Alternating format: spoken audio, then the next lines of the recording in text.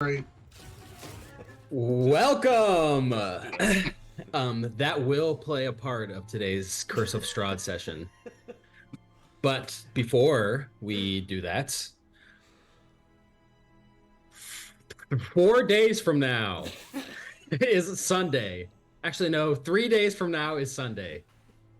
And guess what? There's a D&D session on this channel that time. Wow.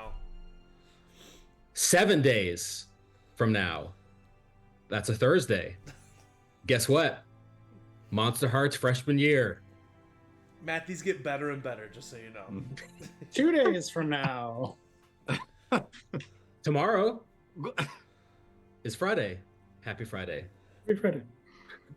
10 of everybody celebrating the holiday this Saturday. Please do so responsibly. CharmedPerson does not officially condone anything that's illegal under federal law, but... Nope. And we're back. That's for his prayer candles. Yes, exactly. Last time on Curse of Strahd, Just on the intro. the party went to the town of Kresk, a secluded settlement on the western side of the Valley of Barovia, in search of your compatriots Irina and Arabelle, and with the Vistani camp. As you got there, you found that the burgomaster and his wife were in a particularly happy mood. As it turns out, their son, Ilya, had recently died, but was resurrected by a mysterious figure that has lived for many, many years up at the abbey at the top of the hill. Meanwhile, Gabe, lost in his faith in his god, the Morning Lord, trapped in Barovia, now Oathbreaker, found a lonely old man at the edge of town, a man with lots of regrets in his long life, lived in the harsh environments of Barovia. You killed him. As you did, you saw a figure up at the top of the abbey. You found the abbot, a angelic figure that had lived here for many years. The abbot showed you around the grounds of the abbey that he calls home, showing you the beautiful parts and the not so beautiful parts, as it is a haven of homunculus, humanoids that are stitched together with various animal parts, some driven mad. You can hear them yelling in the back parts of the abbey, but all here living amongst the abbey, following the lead of the abbot. Meanwhile, the rest of you, Sal, as you were rifling through your spell book, found that yours was empty. But your spell is now replaced in the addendum, the one book that you took from Fiona Wachter, that you know Lorcan, Finger of Oblivion, resides within somewhere. But you decided to follow a bunch of commotion outside to find the old man that Gabe had slain on the ground. You briefly talked to him, and then decided to make your way up to the abbey to try to find Gabe. At the abbey gates, you were met with Siegfried and Otto Bellevue, two humanoid creatures with fur and various limbs, obviously creatures that were constructed, but alive, sentient humanoids that took you through the gates on your way to the abbey grounds. As that happened, a philosophical conversation between Gabe and Abbott ended with a proposition to Gabe to strike down and end the life of one of these homunculus, a humanoid with wings tied to a stake in the middle of the grounds, mad with howling, laughter, and anger, but trying to get away. Gabe, in your moments of in your moment standing before the abbots, of course, the abbot, true angel, your divine sense telling you of his celestial background, you decided to agree to his proposition. You struck this creature down. And as you did, you turn around to see the abbot standing behind you. And in his hand, a shaft of a sword. And it alights in radiant light. You are awestruck at the sight of this, Gabe. This is the Sun Sword, a sword crafted by the Morning Lord himself. And the abbot uses that sword of your former god to strike down at you. I need everyone to roll initiative. Oh boy. Jesus criminy. Okay, let's say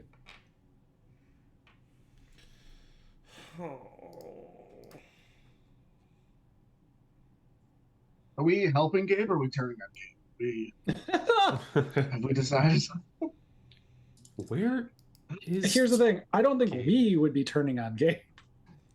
No. Where is Gabe? I will explain the map to you once we get there, but Let me show the for stream. now.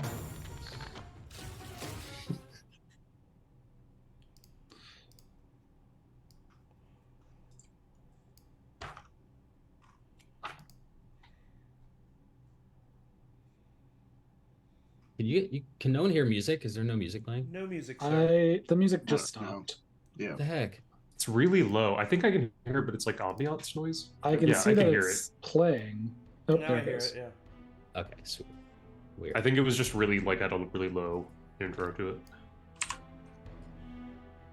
I rolled really low on initiative, but I think it makes sense. Yeah, me too. How can you roll low? You can't roll low on initiative. Hmm. You roll a 2, that's like a 15. Yeah, absurdly high initiative score. I get advantage on initiative. 32 is just stupid. If you're rolling Jesus 32 on fucking initiative, you just need to Christ. stop. You've won the game. You've broken your character.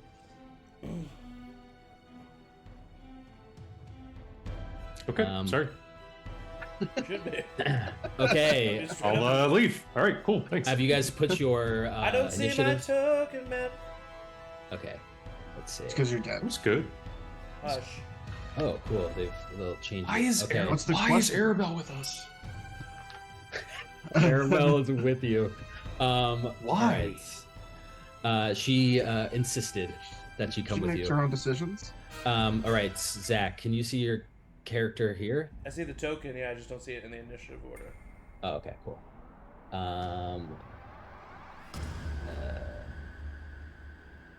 You got what'd you get initiative wise? 9.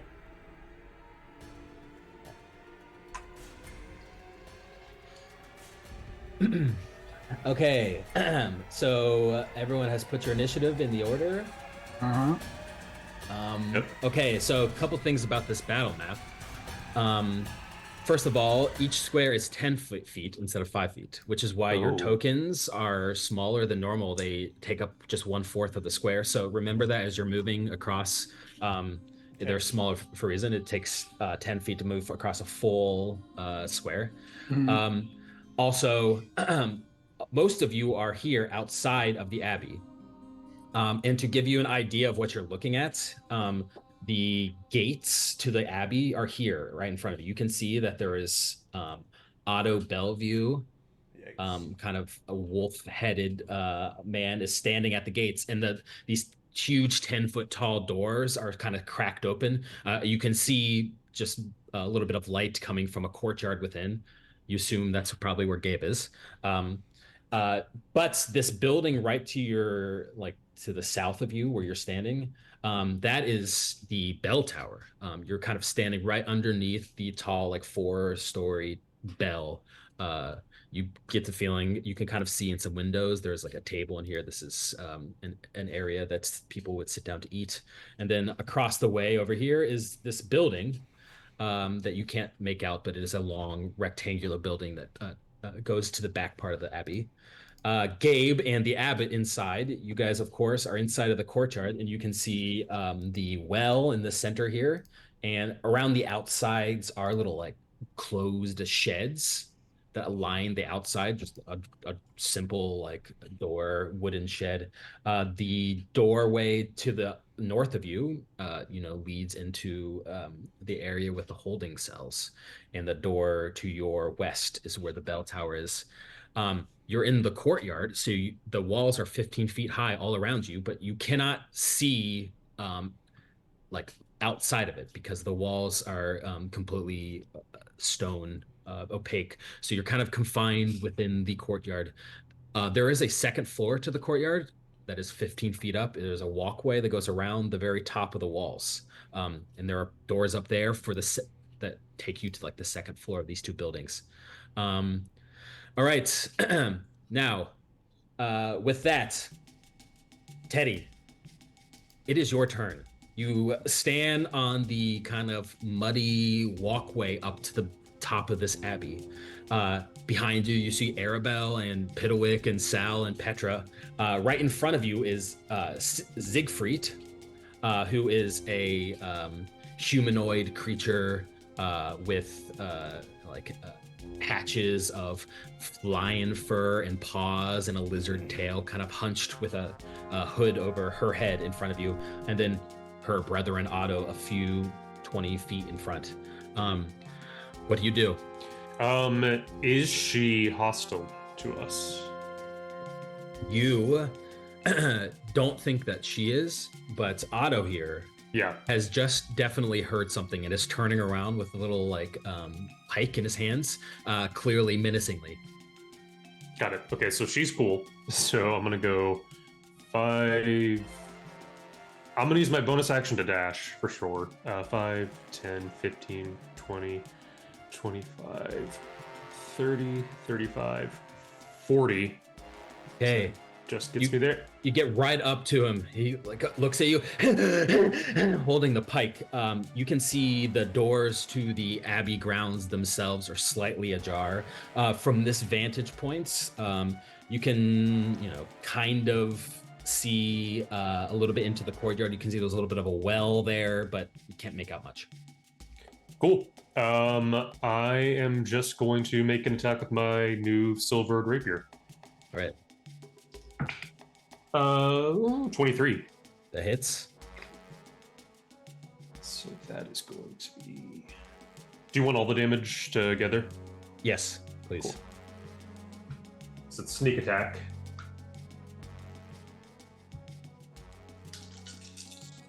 Okay,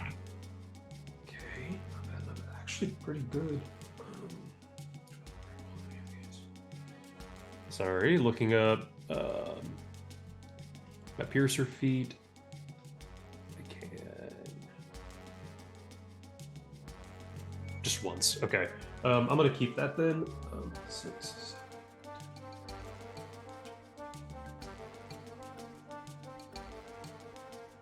25 points of piercing damage. Yeah. Okay. Anything else? I think that's gonna be it for me. Otto Bellevue, beardless dwarf with patches of donkey flesh covering his body. You stab him and bouts of blood start pouring from his abdomen. He looks at you.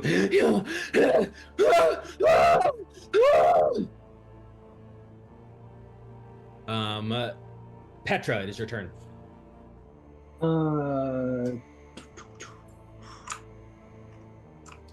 Who's this guy in front of me? Right in front of you is let's see.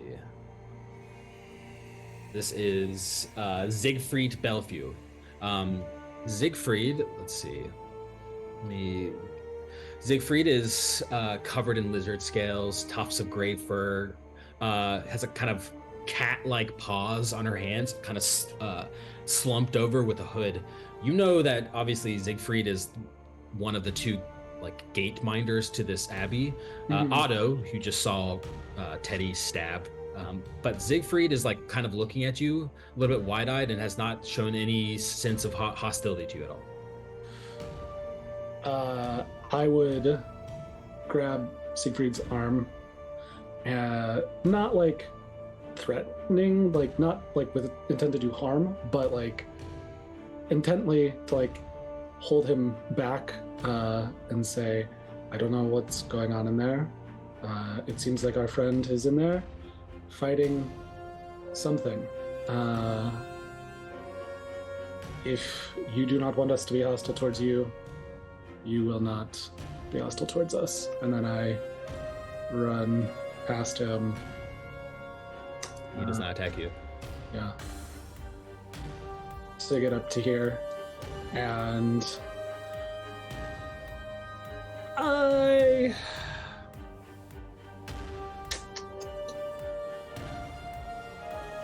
would use my action actually to cast Ascending to Gabe.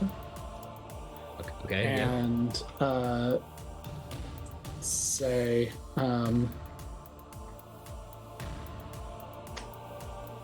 we are trying to get into the Abbey courtyard. Where are you? What have you done?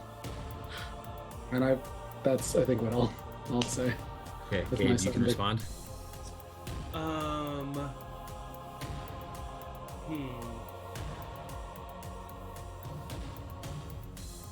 I gave us a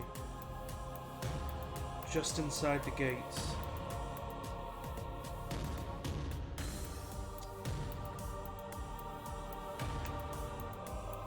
Just inside the gates, I've done horrible things.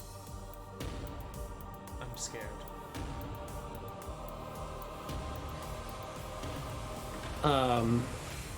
I would announce to the group, he's just inside. We have to help him.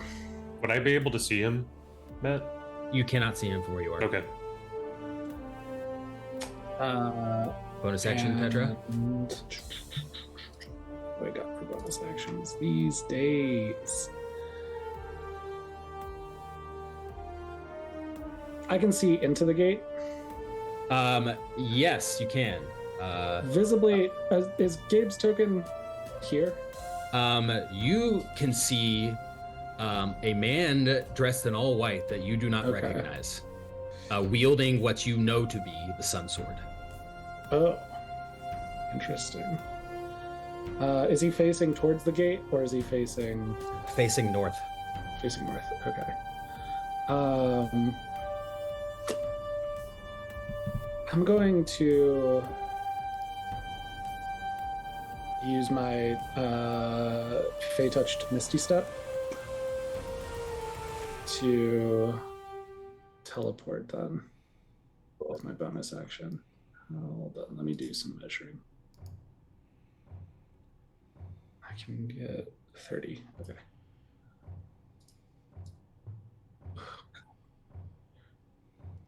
To about there. Okay.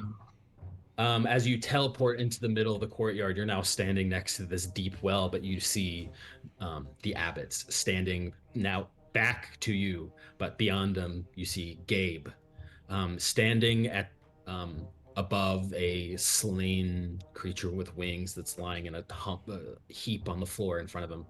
Also, you see here is Cloven Bellevue, a creature with two heads, one of them a baby head, and a giant like lobster claw. He is has like a big trolley with a giant cauldron on it.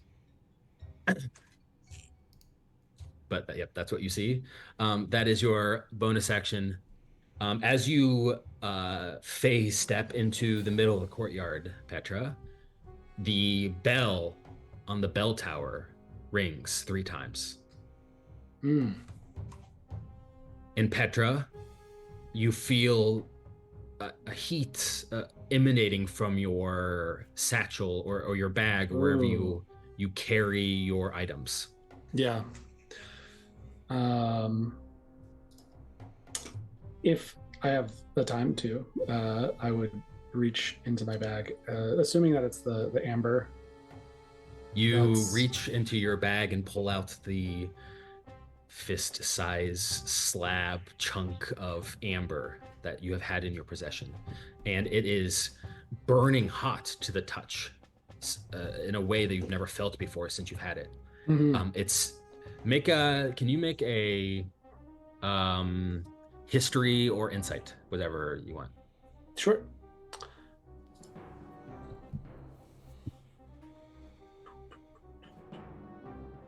With an insight, that's a 16. The amber cracks in your hand, splits apart. Inside of it, you see, it's a tiny little speck of darkness. It's like a tadpole that is made of nothing but the abyss. And this little speck of darkness darts away into the sky. And you see it beeline for the top of the bell tower, right as the third bell chimes that ring out across the valley. You know that this amber was a prison of sorts. Uh-huh. And something has happened to release it. Nothing that you've done, but something has happened to release it. Okay. And you think you should maybe hang on to the amber still. Okay. Yeah. But you don't know why. End of my turn, I guess. Sal, it is your turn. Yes, that's not good. All Yeah. right. I have notes about some stuff. But Sal doesn't know what's going on. So the bell tower is right next or south of us, right? Are these windows or doors? Yes, you can see these are windows to the side. If you kind of peek your head through the window, you can see a table with some food laid out. There looks like there's some crates, but perhaps like a religious area. There's like some a little bit of like Morning Lord symbols. Okay. Do I see like from where I'm standing, like an exit to the courtyard from that room? You don't, but you might, if you get up right up to the window, you'd be able to see, but from this vantage point, you don't see anything. Yeah, let's try to hit them from different angles. I'll go up to that's a different window this way. I'll go up to this window. Okay. You see, as you peer into the window, it is, there's a staircase leading down and a staircase leading up, obviously, to the second floor, and then that's probably where you can ring the bell. So you get the feeling something's up there, but at least for now, this room is empty, and you do see that there is a door that most likely leads to the courtyard, an exit to this room. Okay. Is the window locked, or can I get inside? You try to pull the window, it is locked. Alright, fuck this. 20, 25, 30.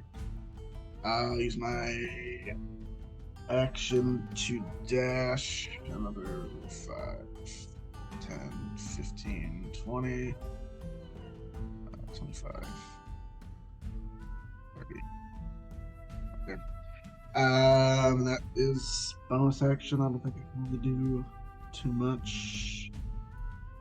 Yeah, that's it. That's all I'll do. Sal, as you're running towards the gates, you can now see a little bit into the courtyard. You can see the same well. Petra now out of sight, but as you're kind of flipping through your addendum of your spell book, you see the new spells that you have just written, eager to use, eager to inflict, and then you stumble upon a page in the spell book that you're very familiar with. The spell that you helped cast in the basement of Fiona Voctor's house. A powerful conjuration spell. It is a incredibly powerful spell that you would not normally be able to cast, but you get the feeling that you could cast it if you ever wanted to. But that is your turn, Piddlewick. Piddlewick just dashes right back up to you. That's what he does. All right, the Abbot, it is your turn.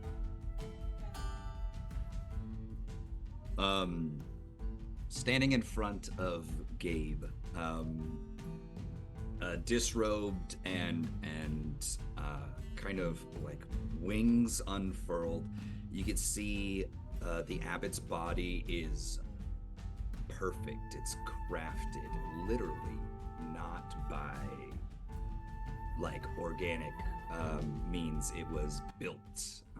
It is the idea of a body given to this creature.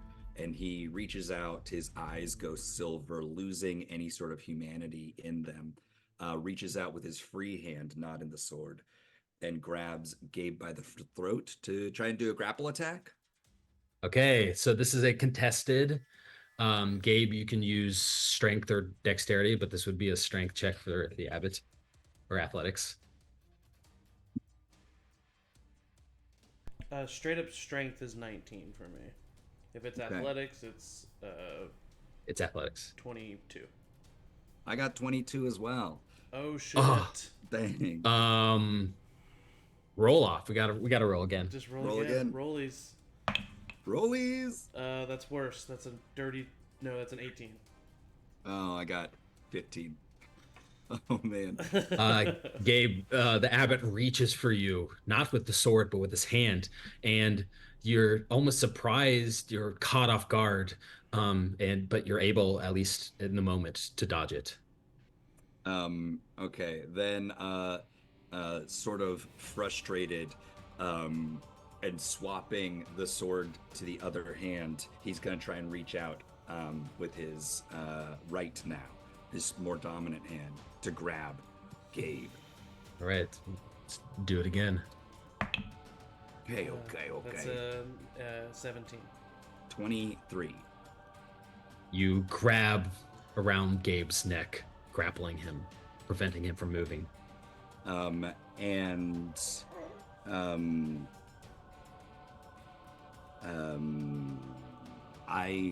He says, I'm grateful that you so desperately need direction.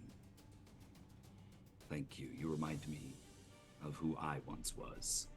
And then, holding you by the neck, he's going to lift up and rise 45 feet in the air, half of his movement. Holy shit. Cool. All right. Lifting you up. Anyone who's not inside the courtyard now sees floating up above Gabe in the grasp of this angelic man. Oh. I do have a type. And then the abbot will yell out, Cloven! Yes! Let loose the rest of the family. Of course! Rubs his hands together. And then that's his turn. All right. Next up, something happens. Cool. Gabe, it is your turn. 45 feet up in the air, grappled by the abbot.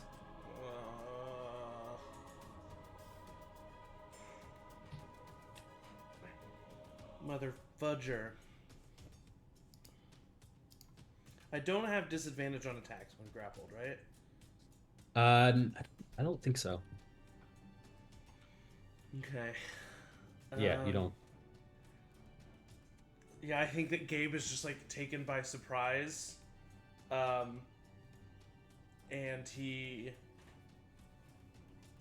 just gonna take out his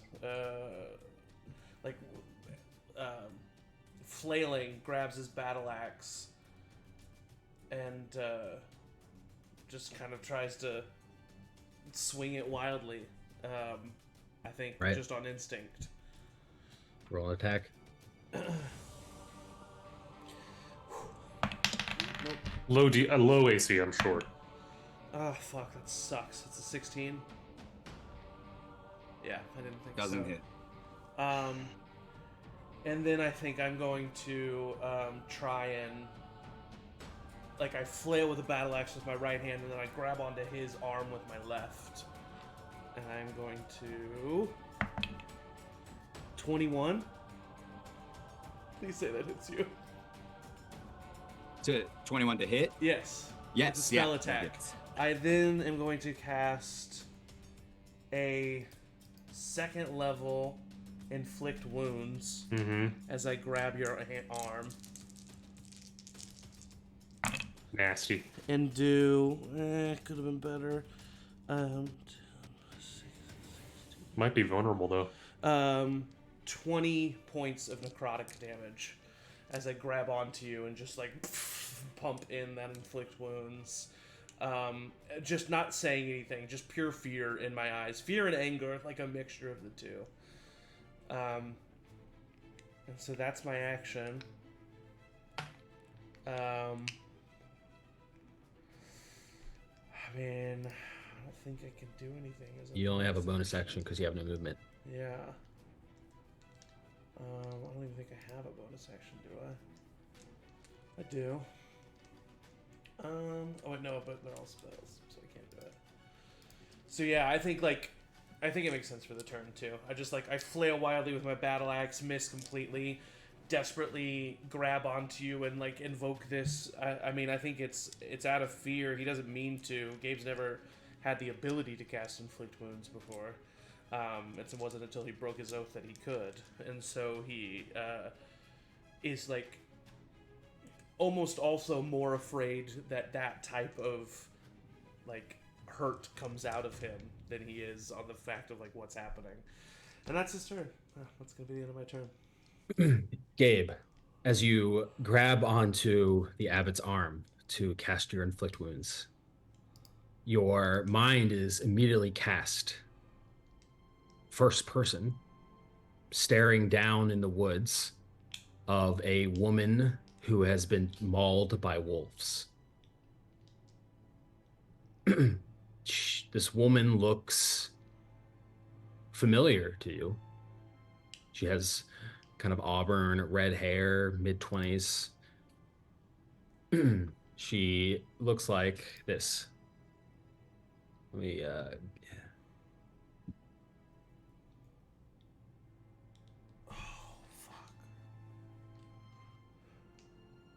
and you see through your eyes now, kneeling down and crying over her mauled body. And you look down at your hands, you see the godly, divine hands of the abbot.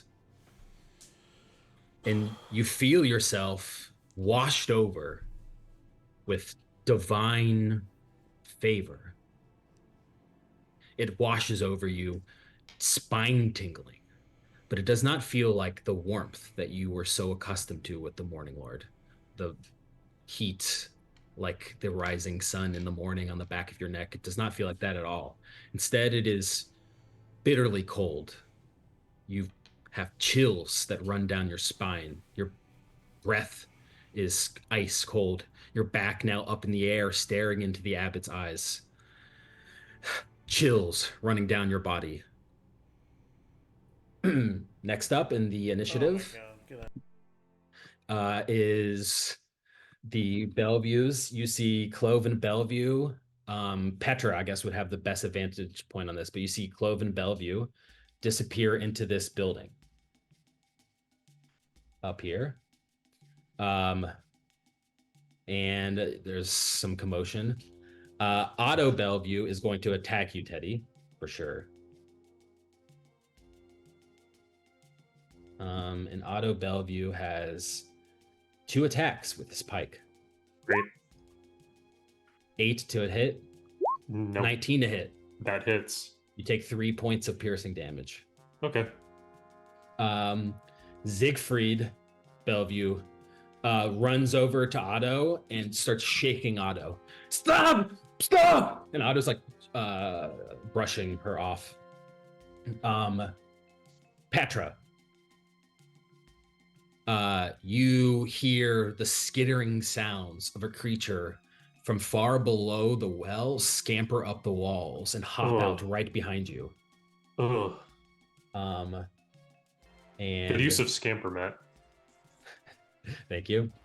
This creature has spider-like appendages and kind of weird, like furrowed, like mammal brow, wild tufts of like cat hair on his back and on his head. And it's going to lunge at you and attack you twice with its claws. Yay. 7 to hit, 20 Nope. to hit. The 20 will hit. You take 2 points of slashing. It is now Arabelle's turn. Arabelle yells over to Teddy and Sal and says, I know I'm incredibly smart and capable as a small child, but I am a small child and you have all just ran away from me and left me out here. She crosses her arms. That is so rude. And then she runs like over here. She's like looking around. There's a battle on, sweetheart. Teddy, it is your turn. So I feel like Gabe is the more pressing thing. Do I have at least like a line of? I still have a line of sight to this mysterious hunky angel. Yes. Oh yeah, he's. I mean, you're right up against the 15-foot tall curtain wall and gates that goes to the courtyard, but he's 45 feet up in the air. So I think I don't think I've ever used this, but it's in my starting equipment. I guess I can get out my short bow because that's the one thing I have that's ranged. And try and attack the angel guy with my short bow. All right. Yep. 26. Assuming that it's. Yep. So it's gonna be. I'm gonna re-roll that with my piercer feat because that was a 1. That's a 2. Awesome. So 2, but I get sneak attack. So that's 6 plus garbage. Just absolute garbage. 17 points of piercing damage. Is it magical at all? Is any of it magical damage? Not No? magical Okay. damage. I was Just like, I don't pulling out know. a butt bow you forgot about. Not magical. Well, yeah, I was like, I couldn't remember if I ever said I got arrows, but I mean, like No, it's silver fine, you have arrows, arrows. but yeah. Cool. And then, if possible, I would use my bonus action to disengage and get into the fence. Okay. You want to sneak through the gates? No problem if you disengage. Yep. Let me take you here. You are now inside of the courtyard. You can see that. Right? As I go through, I'll look back at Arabelle and point at her and go, "You're very smart. The smartest thing for you to do is hide and hide well." And move in. All right. As you move, as you yell that to her and you slide past Otto, you hear, and Sal hears this, but loud, echoing cries of terror and pain coming from the town of Kresk below. Echoing up. Shit. Multiple no. sources. I feel bad enough, Matt. Petra, it is your turn. Yeah. Petra's gonna try for a gambit that might not pay off, but the angelic being is holding my friend by the throat 45 feet up in the air. Mm-hmm. I am going to try and cast banishment Yes. on the angel. On Gabe? Oh. Okay, so what saving throw is that? It's a charisma saving throw. I have to beat a 15. I'm Right. sure it's gonna happen, but It's a great play. Charisma save. Okay, I believe I have advantage. damn. You do have advantage. Okay. Advantage does nothing against 2 nat 1s. Yeah, that's 23. Fuck you. I mean, I say yeah. respectfully. Yeah. I mean, Say that was a disrespect good To my play. friend Adam. You feel like it does not work, Petra. Yeah. I tried. Good show. Good show. Yeah. Absolutely. Would have been awesome. It would have been fucking awesome. It was my only 4th level spell slot. So we'll move on to other things.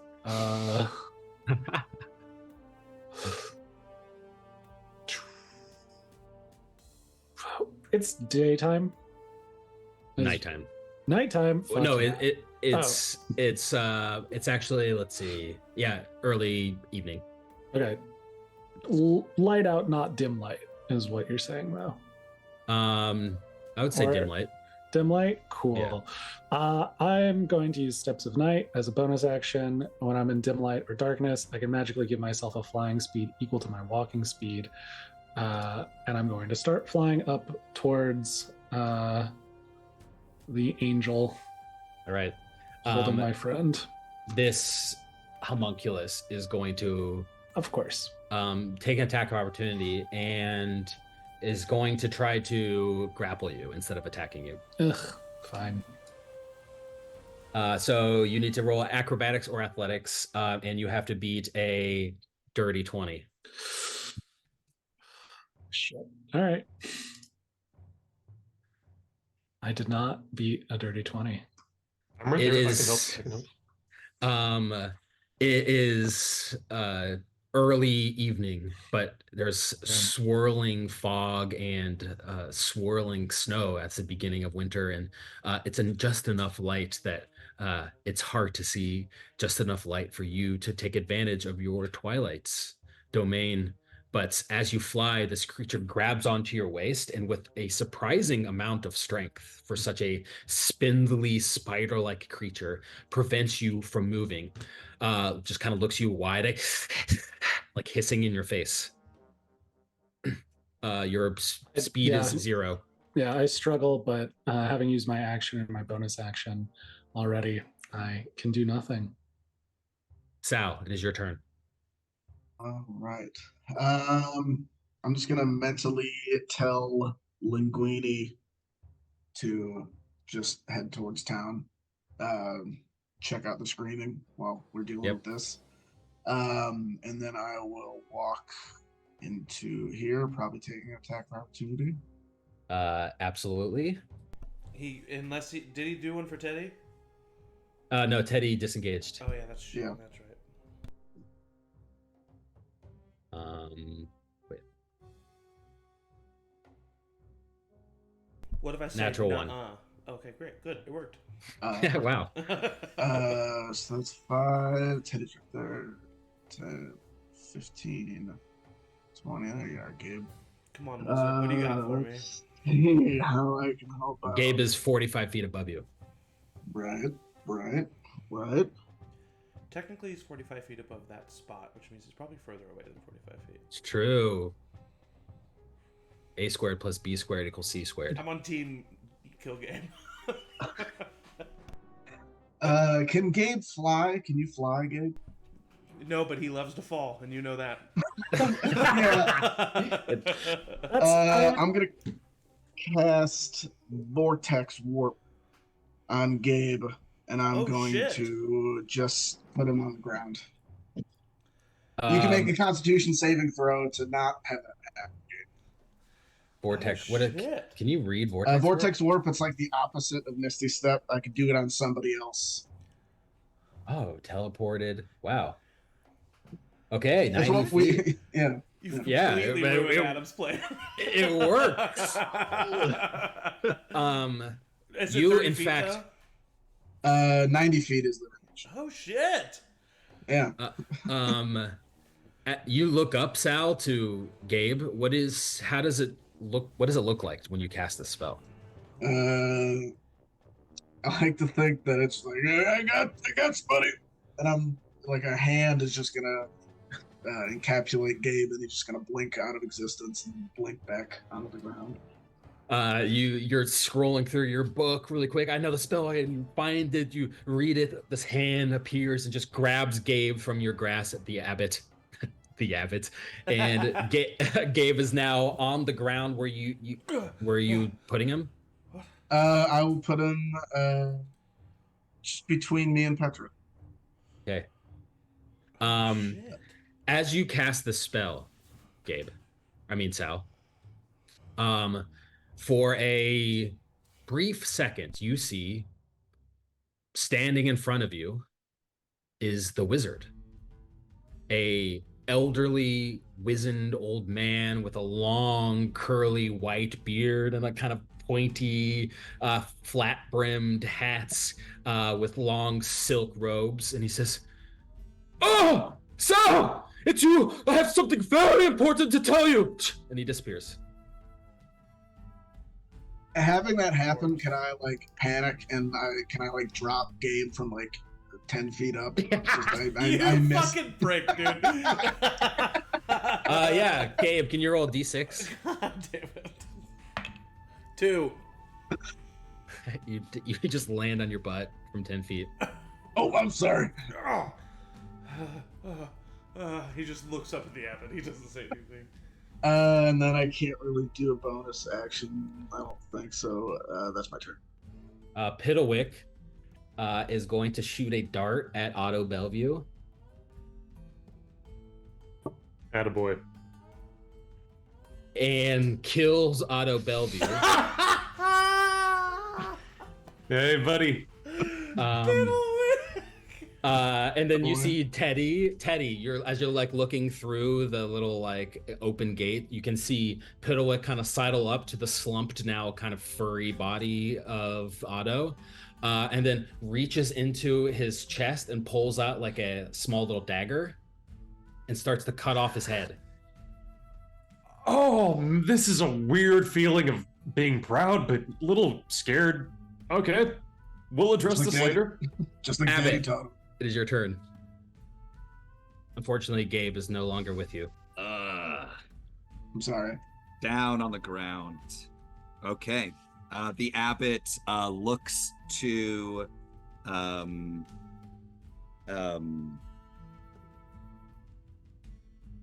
Gabe, who's now on the ground, suddenly out of his grasp, and looks down at the rest of you gathered round, Petra and Sal.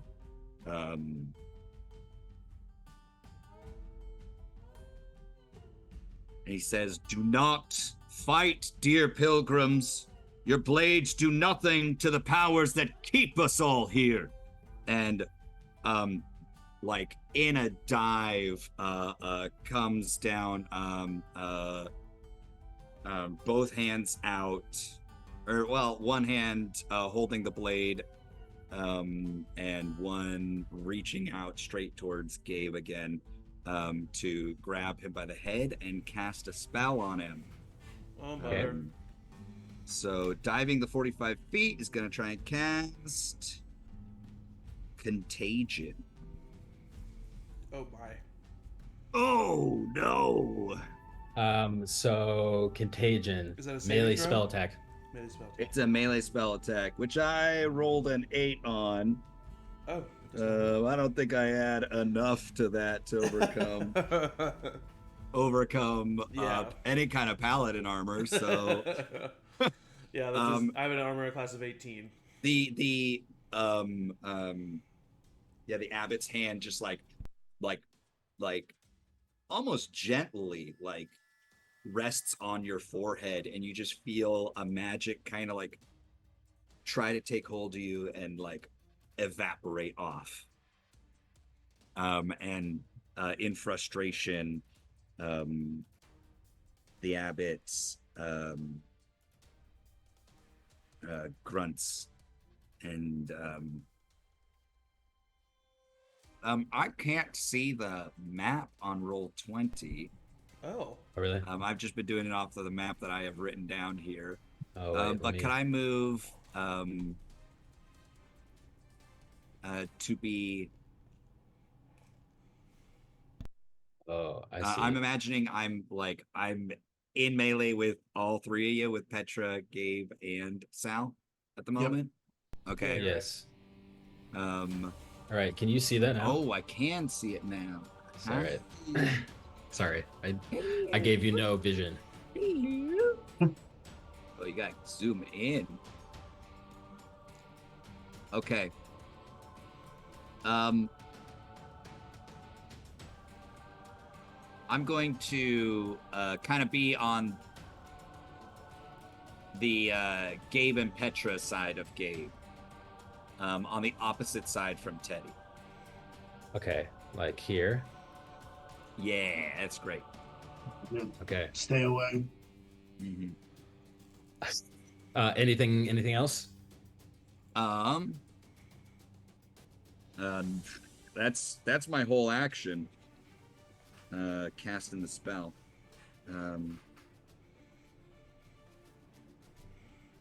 So that's you what can I'll- make an attack too if you want.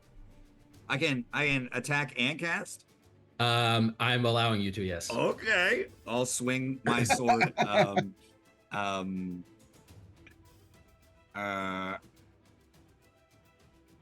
swing my sword out and miss Gabe and go for Petra to kind of push her back towards the well, just a little bit. I'm going to use my protection feat or fighting style and impose disadvantage on this.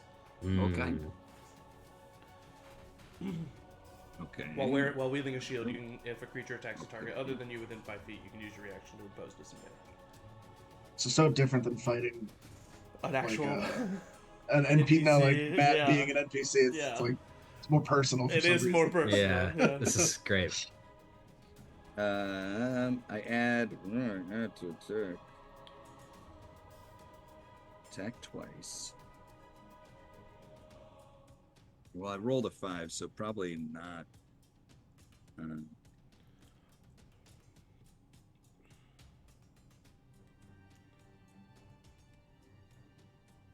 Plus 8, so 13. 13 to hit, 13 Petra. to hit. 13 will miss. Gotcha. All right. Anything else? The abbot? Hmm. Hmm. I think narratively, especially because Gabe his turn is coming up. Like narratively, you miss Gabe and you go to swing, and I think just like last second, Gabe uses his shield. You glance off, just missing Petra, and then Gabe is standing there. The door to the building with the bell tower opens. Motherfucker. And walking out into the courtyard, you see, first of all, a kind of lumbering figure, instantly recognizable as some sort of undead flesh golem.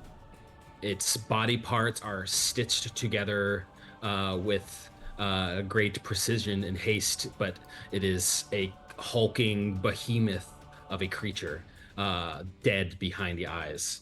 And in its arms, it is carrying a woman, auburn red hair in a draped dress that would indicate the summer, but stands, or more likely lies, out here in the beginning of winter. She is asleep, dead, unconscious, you're not sure, but this lumbering creature just lays her on the ground of the courtyard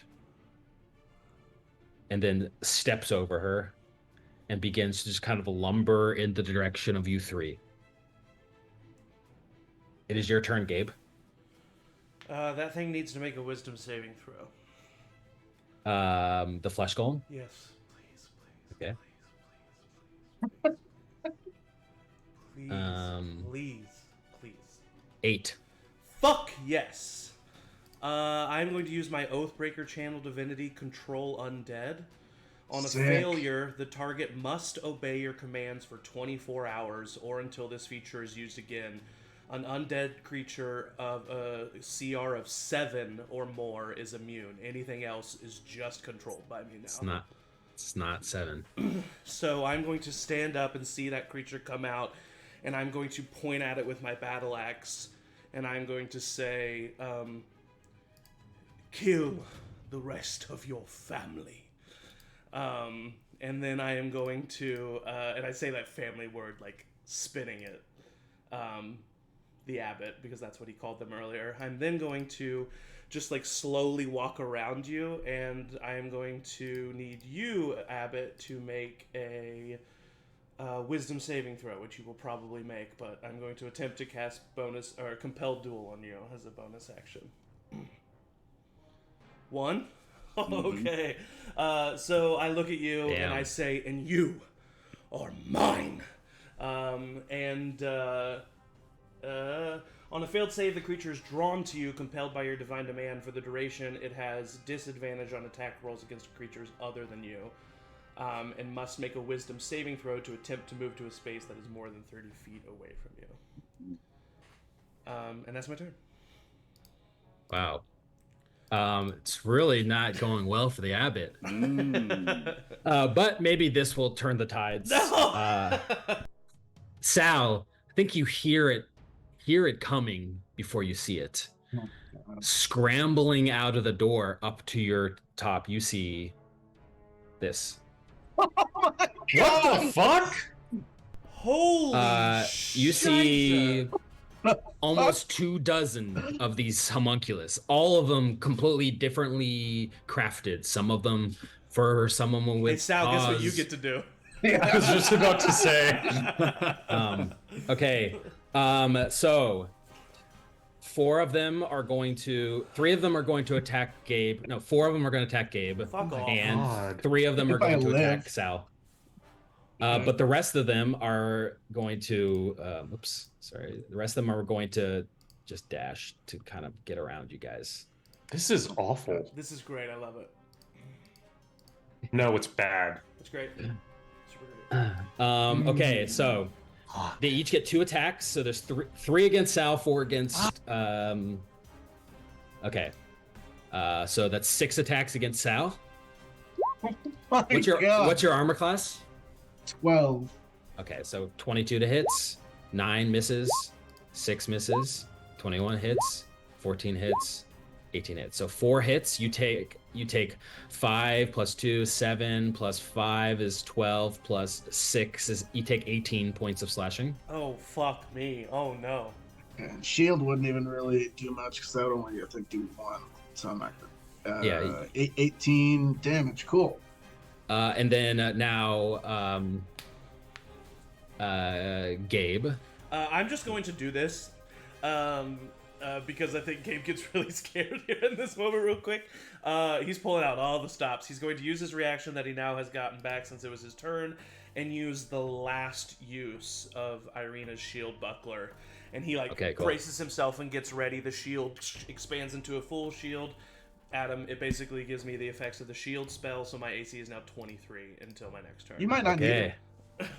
Well, I might need it against him Oh, too. first attack, natural 20, 23. Fucking what, dude? I mean, they only have a +3, so they have to roll a natural 20 to hit you. But that's 7 slashing. Okay. And then I'll just roll all of these. None of them are going to hit you, probably. Okay, that's the only one that hit you. Okay. All right. I'll take it. Fuck. We got all this. right. Arabelle's turn. Run. Child. Yeah. You see Arabelle run over and pick up Piddlewick. She goes, "What the fuck are you doing?" And start dragging Piddlewick away. Piddlewick has Good like girl. cut off the ear of Otto and is like holding the ear. But you can't see that because he's gone. Teddy, it is your turn. He was just doing that for himself. Yeah. That's Oh my nice.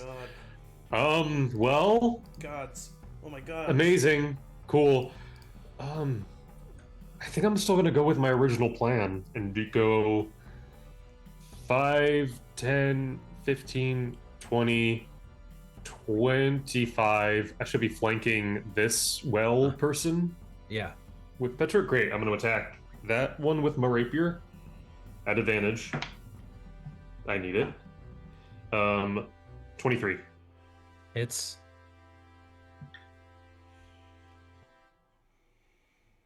So that is. Sorry. Oh boy. We're gonna die real bad. Oof. Okay, I'm gonna reroll. I have a great idea for another character.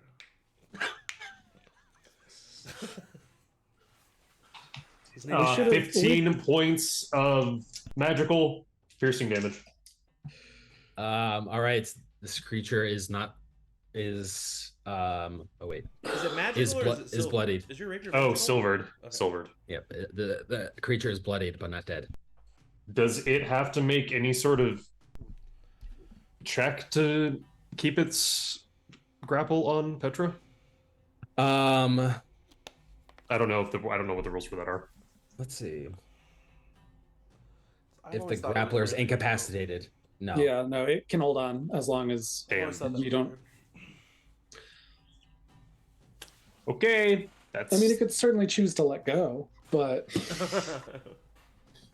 All right, It's my turn. Petra. it Matt's is your over here turn. just like throwing out rules for people though, so I don't think that that's gonna happen. yeah, Petra's having a crisis of faith right now. She didn't want to kill all these people, even if they're freaks. They deserve their own version of peace, and it seems like they had it here. They're about to find it. Yeah. They didn't have peace.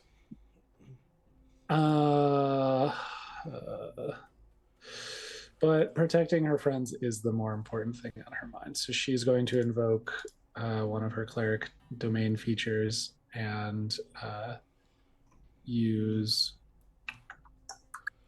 I can't wait for sound of fireball. Twilight That's like- Sanctuary. We're all in the middle of it. Yeah, just do it on the other side. What does that do?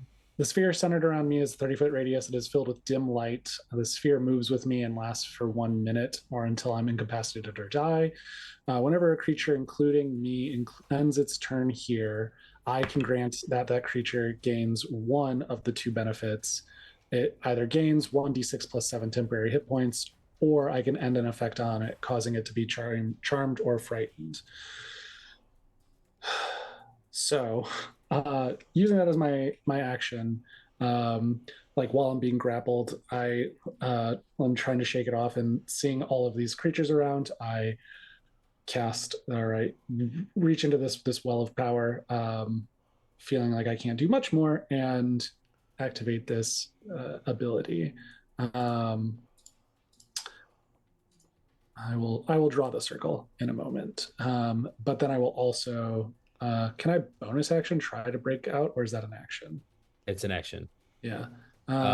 Is this what is the aura around you? It is. It's how big is it? It's 30 feet.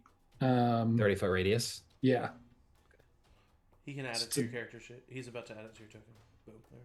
There it is. Okay. Nice. So yeah, most people then.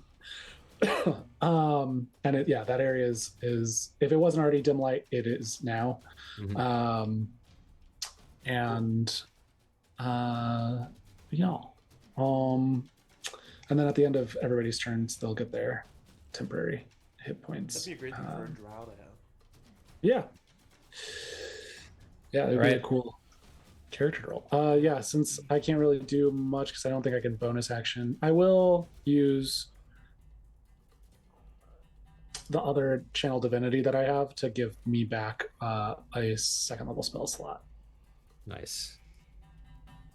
By the way, Sal. just to keep me honest, I did roll my Constitution saving throw concentration check, and I did succeed. Sal, For it the is your stickler turn. viewers that are watching, you know. You are surrounded on all sides. Right. So you can't move through enemies, right? You can only move through friendlies. Allies. Yeah. Allies.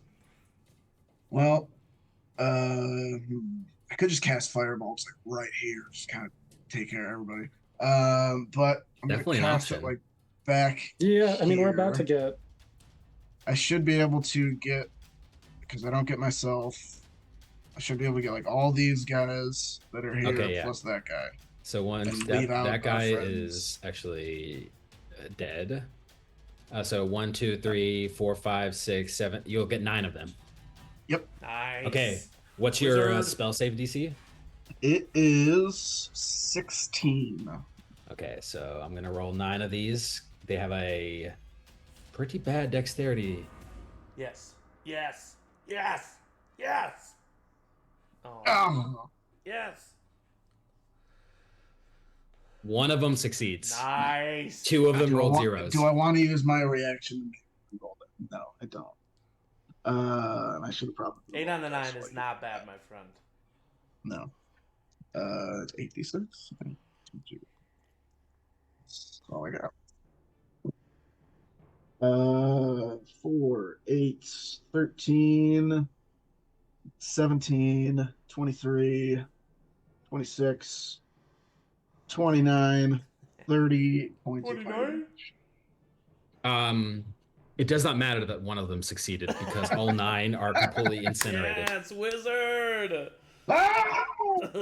I get like blown back a little bit by the fire that's right next to me. It's a cacophony of horrific screams of agony from these creatures. Truly, truly Yes. horrific. They're burnt. There's now the smell of burnt fur as these writhing, charred bodies are now just littering the courtyard around you. Okay, Matt. We get it, bro. Just kidding. And then as a bonus action, I will use the thing that what's her face made? What's her face? What's her Irina, name? dude. Irina. I'm going to use the thing that she made me to give Gabe a bardic inspiration. Oh, sweet. Nice. Fuck yeah. Nice. Which Thank you. is a, I don't know what, Probably is it a D6, D6? right? I think It's a D6. Yeah. And that's my turn. You get Okay. 11 points of temporary HP. I'm sick. Sweet. Oh, Is it's it end? it's actually a D8 inspiration. Oh, shit. Is it end of turn, Petra? It is the end of your turn in the zone. You get. Whatever you want. Yep. That is huge. Thank you. Okay. Any movement, Sal? No, I'm going to stay there. Still sort of Um, much. You hear from outside. You hear, "What? Stop it! Come back here!" And then you see Piddlewick walk into the Help me, door, Piddlewick! I've been surrounded! and you see he takes out, opens up a little compartment on his side, and pulls out a grenade. Oh, what the fuck?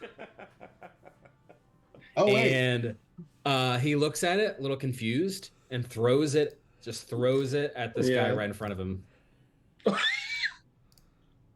It's going to kill us all. Misses, but each creature within 10 feet Oh, of no, this. that's me. So that's 4 of the homunculus and Petra and Sal need to make a dexterity Oh, saving throw. Piddlewick's so great, huh?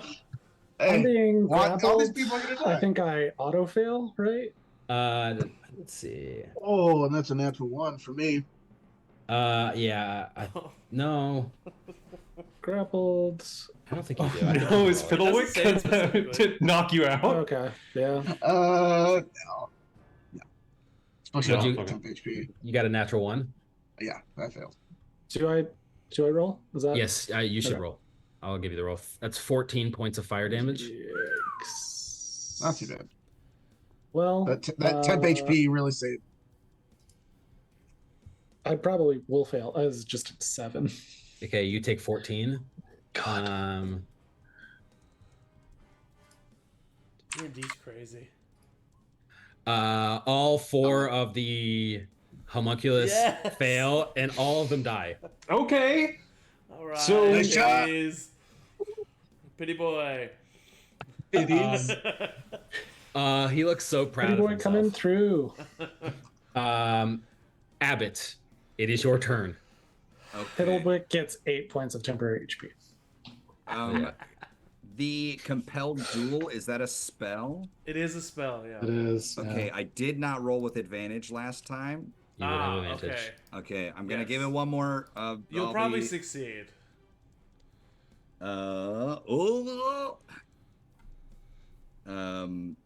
It's a wisdom save. Yes, 13. It's 12 is all I got, so I Oh, still shit. failed. Yeah, Still okay, failed. amazing. So you are compelled, my friend.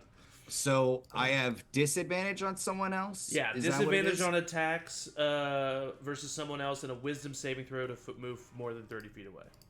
More than 30 feet away from you. Yeah. Got it. Okay. And Petra is grappled right now. Correct. Yep. Okay. I'm going to take my first attack as a shove attack to try and push Petra down the well. Oh, shit. Absolutely. Disadvantage. Would you say I'm flanking or not? Flanking Petra. Yeah, with the person who's grappling her, or No, you could move up 1 square. You wouldn't take an attack of opportunity from Gabe because Okay. you'd still be there. Yeah, Yeah, you I'll would be move flanking there. up 1. Fuck, man. Try and Okay. get that. straight Straight roll. Shove attack. All right. This is attack against Petra's AC. Mm-hmm. Let me see. Nope, doesn't do it. 13. No, not enough. Way. Okay. Unless Are you rolling Matt Angie's dice? wants Because to- if you are, that's Yeah, oh yeah, you should not be rolling Angie's dice. Today I'm rolling my dice. No, That was he allowed. should be. No, That's God, not you should. sense. Yo, you should. Angie's dice are great for you. That's. I think that's I'm really. I rooting think for it's the great. You could try Everybody again. You hates still have Gage. another. Okay. Yeah, I'm gonna try again. I'm gonna go one more time. Hold on. Hold on. Is this a charm effect? Me? Ooh. Yeah. Oh, most likely, yeah. Let me see. Are you immune? On a failed check, the creature drawn to you is compelled by your divine demand for the duration. Doesn't really say charm. No, it doesn't say charm, and it's divine, so it's probably not a charm Spell magic. ends if you attack another creature. If you can't. Because charm implies like you're on. Because you can't be charmed with Yeah, I don't creature think like it's charmed. antagonistic towards Yeah, you. it actually doesn't say anything about charmed. All right, they yeah, usually I don't think it is. specifically say like you are charmed and Yeah. whatever Yeah. else. Yeah, Mhm. yeah. All right. It's enchantment magic, so I thought it was charmed. Yeah. Yeah. I don't blame you for really looking for that though. Oh man, a bad roll again. That was 7. Oh shit. The abbot is not being effective. You could see his like frustration at all of his genuine family, like his creations, being destroyed in this fire. His what is like normally at most a slight crease of disappointment is just a full furrowed brow. Like his jaw is set, and even in trying to push Petra, he's he's like grunting, and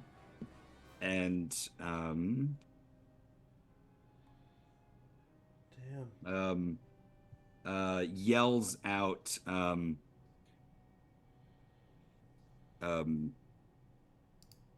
Beshaba, do you abandon me now? Yells out to the sky. This. Oh. And I think he'll step. You know what? I think he's fine where he is. No, he'll step north of Gabe, to be closer to his little underlings. You maybe 2 attacks of opportunity. If you move there, Petra and Sal will both get tax opportunity. Just letting you know. Do what you want though. Just say.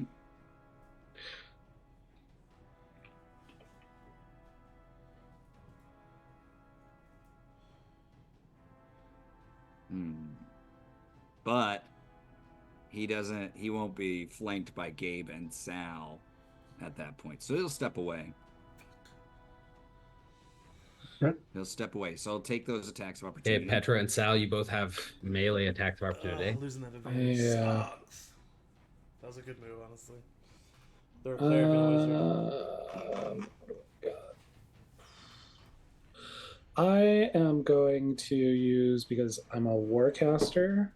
Me too. I'm going to Fucking cast, Oh shit. Maybe it wasn't a good idea. Damn. It's okay. cast a spell. I don't have many offensive spells, so I am just going to cast Toll the Dead. Nice. And you have to make a wisdom saving throw, Adam, and beat a Okay. 15. That would be 21. Never mind. Yeah, because I don't think you take any points of damage.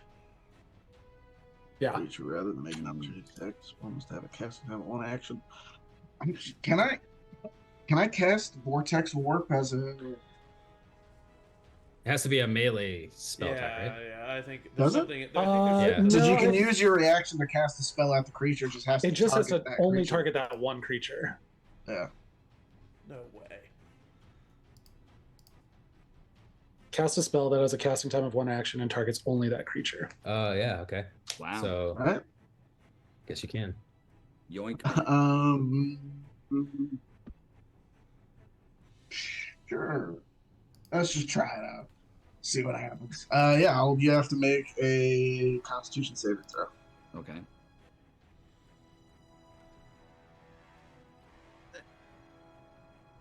Gotta let it journey. That's the only way for it to work for me. That's 23. Yeah, you save. Nothing happens. Yeah. We should have just won. All right, you move back. Sal, as you cast Vortex Warp, just for a split second, you see the wizard with the long beard, and he looks at you and goes, "Hello, is this on? Sal, oh, it's so good to see." Disappears. Did it happen when I cast Fireball too? Or... I mean, this is the only time you've ever seen it. Mm-hmm. There was a time earlier when you briefly saw him in the cave, when Yes. you used one of your what's it called? Where you can make Divination? people re-roll.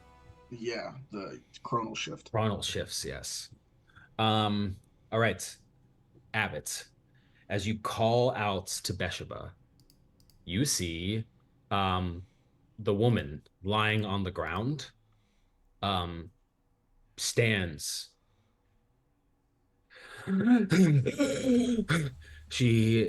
Her eyes are wide and she's attempting to breathe.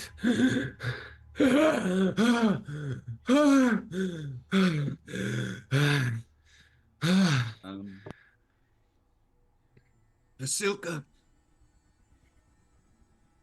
Stay there. They mean to harm you.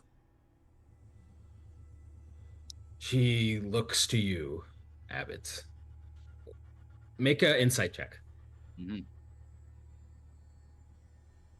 Oof. 11? She looks at Sorry, you 13. with 13. sadness, but recognition. And your mind is racking how this could happen. But she does not answer you in this moment, but instead walks up to the flesh golem, lays her hand on the flesh golem's side of the face, and whispers something in his ear. For those of you with the observant feed, because I think at least one of you has it, you hear her whisper, "Pay him no mind, my dear." And the flesh golem shakes off the charm effect that Gabe has put on him. He's not charmed. If that Mostly counts, because he's not an undead, technically is a construct. And you then described him as undead. I wouldn't have used my channel divinity. That's well, I'm describing it as she's going to use her action to remove it from him, but she does have something else. Let's see, it's 30 feet. Damn. Yes. What's the good color for this? Let's see this. Okay. All right. The flesh golem kind of is lumbering there, but stays still. Gabe, it is your turn. I'm just going to look at the abbot, and I'm going to say, "Why have you lied to me? Why did you take advantage of me? Why have you forsaken me?" And I think that, especially that last sentence, is said almost to the ether, even though he's directing it at the abbot. And he's just going to take his battle axe and swing.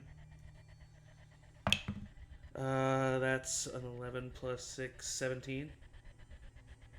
Hits. Oh, okay. I'm gonna pump a first level Divine Smite into this. Let me read the. What does it say again?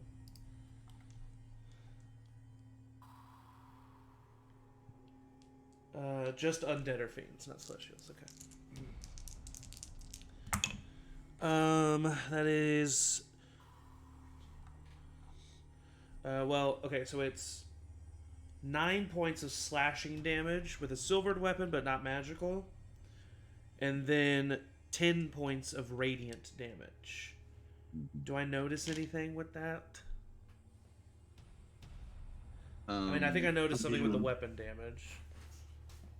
Silvered. Yeah, you do notice that the silvered damage doesn't do as much, but the radiant does. Okay, great. And then, so I think I swing with my battle axe, just kind of like slicing across your abdomen, but opening up some space in between us, and then I just go. I don't actually grapple you, but I go to grab at your throat, as I'm going to try to cast Inflict Wounds again. Oh, that's a 19 on the die. Plus 5 is 24. It's This is my last second level spell. Are you attacking and casting Inflict Wounds? I looked at extra attack, and it literally just Inflict Wounds is a melee spell attack, so it doesn't. There's no rules against not being able to use a weapon attack and a spell attack. That's insane. I know. That's when I became Oathbreaker. I literally, Matt can attest. I was like, I can't wait. I'm gonna like swing my weapon and then cast Inflict Wounds. Now I wish Oliver had multi. I mean, Contagion's also a melee spell attack, which is why the abbot could do that. Yeah. Just so you know. 7 plus 8, 15 plus 8, 25 points of necrotic damage.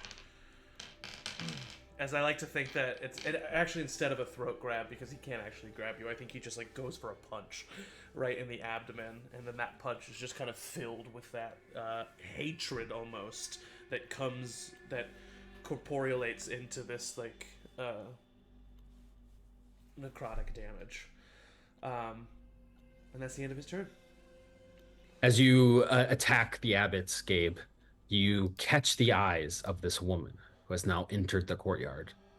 She looks exactly like Irina, but obviously her hair tied up, wearing clothes that you've never seen Irina wear, but could be her twin. But her eyes are dark pits. And as she's looking at you, Gabe, you hear her speak to you, but in your mind. But it's not a voice that you would recognize to be Irina's. Instead, it is a far off, reverberating voice that resonates with malevolent energy. And as it speaks to you, it says, "The abbot is failing me. You have shown yourself. Join me, and I will take you to the throne of the kingdom of heaven."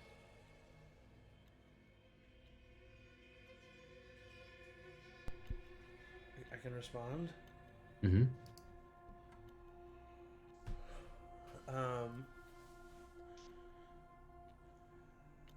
I like seem surprised for a moment, but then I think Gabe's face kind of goes stoic, and he furrows his brow, and he says,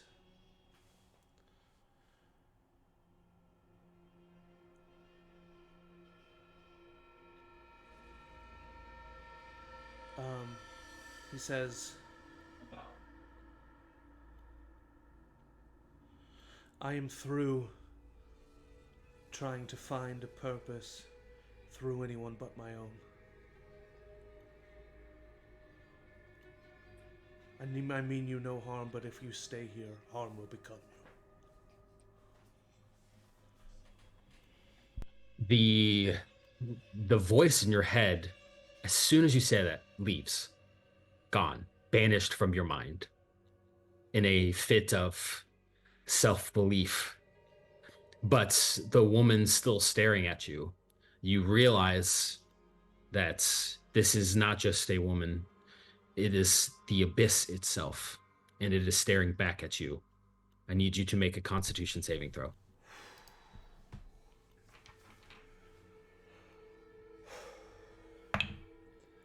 That is a 16 plus 3. It's a 19. You shake your head, unable to be impacted. But you feel the reverberating necrotic pull from this woman, just being around her. You can feel your essence, your angelic essence being pulled and drained from you. You take 9 points of necrotic. Oh, shit. I am resistant to necrotic damage. Resistant. Next up, Sal. Again, you hear it before you see it.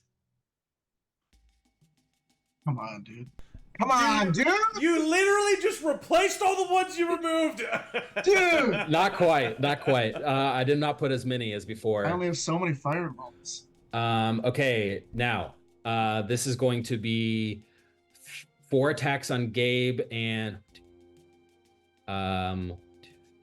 6 on Sal. Cool. So this is 12 attacks total on Sal. What's your armor class? 12? 12? 12 is mine. Okay. So I'm gonna make 12 total attacks. On Sal. My oh my. No. Okay, natural 20. No. Oh shit. That's 15 so far. 18. That's half of them. So right now it's 26. 9 plus 6 is 15 plus 3 is 18 plus 8 God. is 26. And literally shield would do nothing. Because they would all still hit me because Yep. it would only give me the 17. So how many points of damage did I just take? So that's 20. 26. That's half of them. Okay, I am Are you still down up? to 9 hit. Yeah, you Okay, might so want to it's- an attack at a time here. I may fucking die here. Oh my 6 more God. attacks on you. Oh no. Oh no! So that's hold on, I'm 12. out. That's I'm that's out. 12. If 2 more hit, he's dead. So I have They let's have see, advantage now because I'm prone. Yeah. 4 more attacks. With advantage. Oh no. Let's see. Oh no. They would attack you. Yeah, of course they would. They're homuncular. Yep. 2 death failed. Oh my god. The homunculus, as they bear down on Sal's body, before making the final blow, they look to the abbot for guidance, Adam, don't you dare hold back. as if Do it. as if wanting to know how you feel about this. I have so many characters, so many worse The characters. abbot is agog at the woman standing there. The world has kind of fallen away. All he sees is her right now. Gosh, I'm not sure he would notice. I'm not sure he would know. I don't think they are going to finish Sal off, at least in this moment. Instead, the last 2 are going to attack Petra. Coward. Kill the bitch. What's your armor class, Petra? It is 18. Okay, they all miss. Gabe, You said 4. you're gonna I think, take- so 8 attacks. 8 attacks. Actually, no. This one would be no 6. 6 are going to attack you. Okay, 12 attacks. Great. 1, 2, 3, 4, 5, 6, 7, 8, 9, 10. So 20. So 18. So that's 10 plus 7, 17. 17. Okay. And it's just like regular slashing or piercing? Yep, just regular old slashing. Ooh, forgot about the one in the well. The one in the well is going to attack Teddy.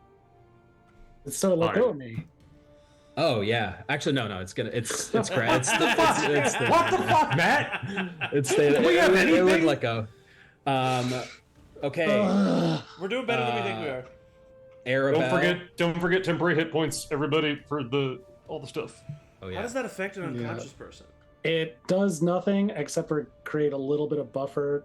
Gotcha. Like if they hit and didn't overcome the temporary HP, it wouldn't Be the then count as a Okay. I just looked it up. Teddy, I hope it is your Sal turn. rolls a 1. Okay, so did well person like drop Petra? What happened? No. Instead No. of it was going to attack you, but instead just staying with Petra. Great, I'm gonna fucking attack that thing again with advantage. Yep. 15. That hits. Oh, thank God. Reroll that. Okay, 7.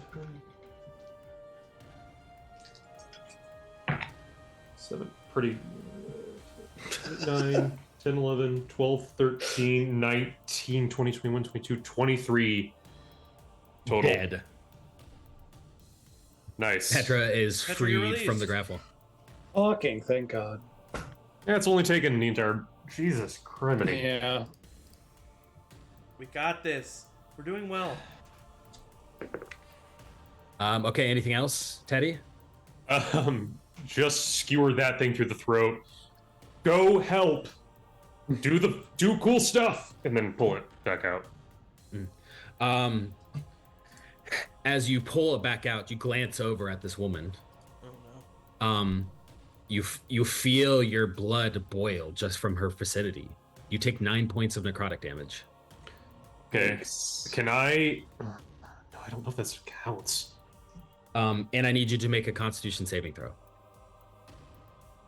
Does this count as like hitting me with an attack? I can't use uncanny dodge for this. No. Okay. A con saving throw. At the Yep. end of your turn, Michael, you gain 13 points of temporary HP. That's great. That's only a 13. Right, that succeeds. Oh, great. How many? Sorry, Matt. How many points did you say? 9. If a 9. 13 succeeds, failing is going to be something bad. Yeah. Anything else, Teddy? Yeah. Now You're that free to move. Yeah, now that one's gone, I'm going to go because I want to get away from this lady. 5. Yeah, 5, 10, 15, 20. Well, no, I lied. 20, 25 just to give Gabe, I know it's nothing, but just like advantage on this one All right. if he needs it. Petra, That's no me. longer grappled, but still No longer surrounded by 2 of grappled, them. still surrounded. However, I've got a flight speed still. So I'm going to fly just over their heads, land over here, not invoke opportunity attack, and then I'm going... Woo! And then I'm going to cast a second level Cure Wounds. Boom! I'm sorry, just kidding. I should. Zach, you're on our side. This isn't you trying to kill us for kicks. Dude, I said just kidding. That means it doesn't matter. That means everything's Okay, I love you. And can you also make a Yeah, history let me- check, Petra? Yeah, absolutely. You gain 15 points of HP. History or insight, whatever. History or insight. Okay. Insight's the better one. It is a 17. You understand the ferocity or the danger that you're in with this woman. Yeah. You know that you do not want to look her in the eye. Yeah. And I will say that you make this revelation before you look her in the eye. This dead Medusa bitch. But even still, you take 9 points of necrotic damage. Yikes. Okay. Do we bail?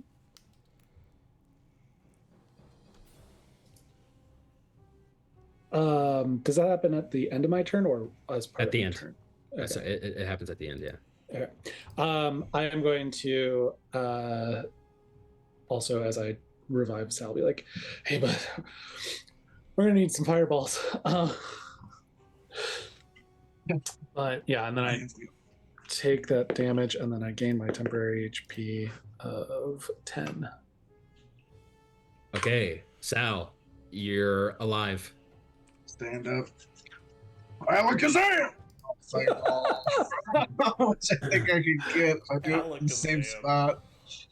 I get all these people.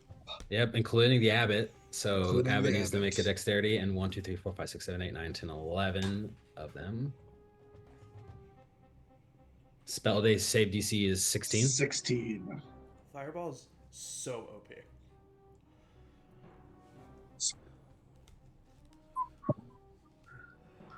Okay, 2 succeed. The abbot succeeds as well. I'm just gonna look at the abbot and say, burn! And I'm gonna pose disadvantage with my chronal shift. Oh It's gonna shit! make you reroll, and you have to use it, even if it's higher. Okay.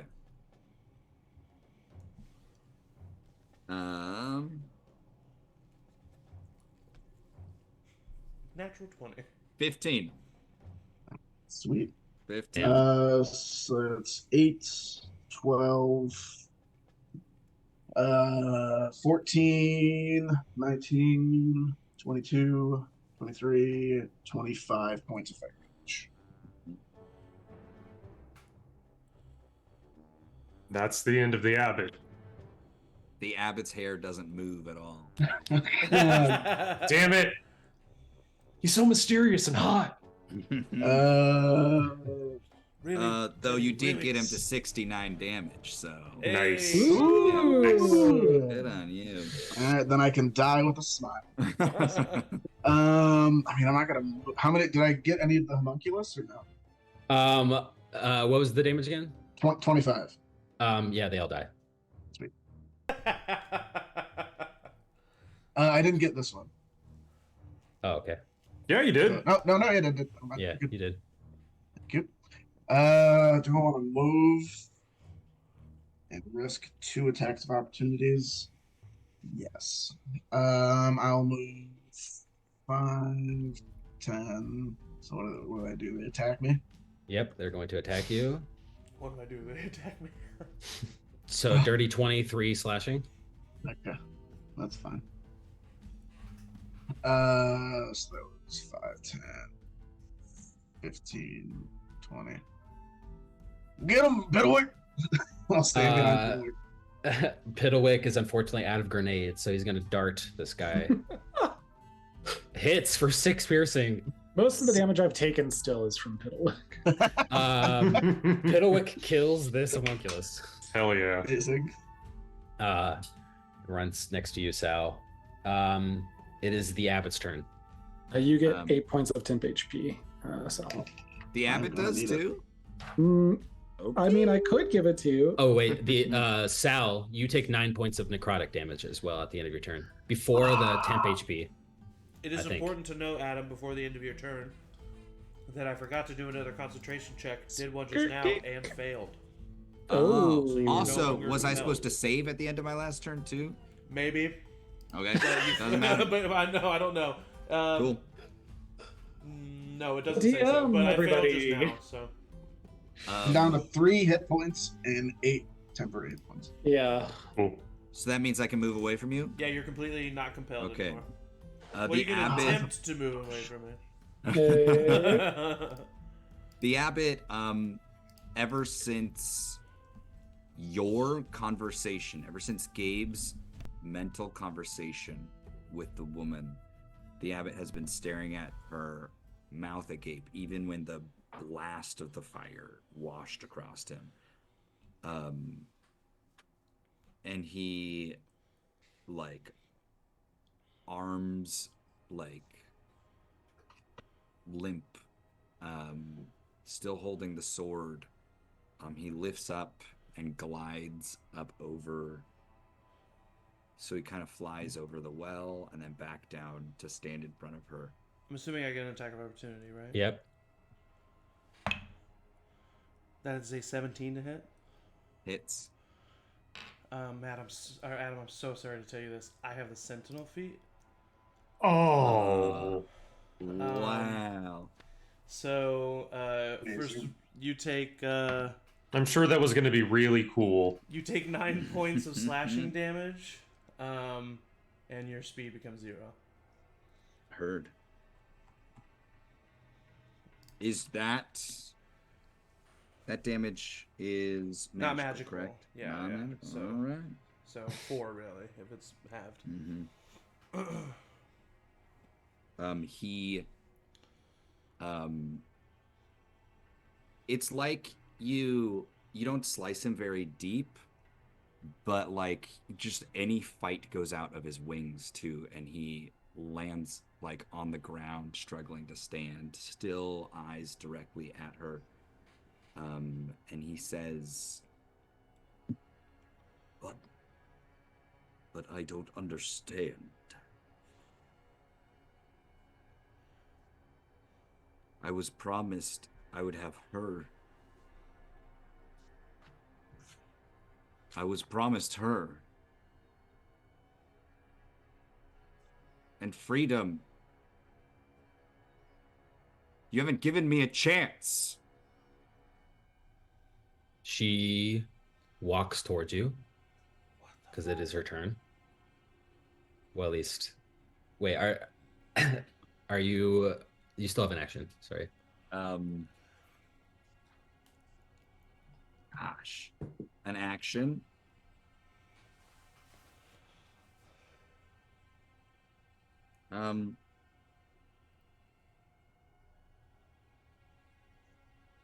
I think he's going to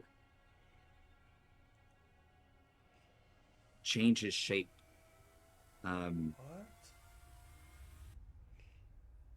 He's gonna grow in shape, grow in size, skin going from like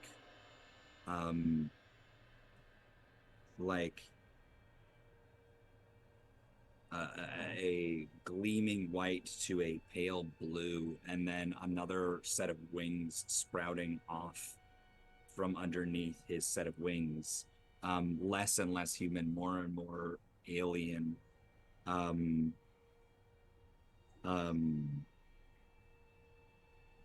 desperate, says,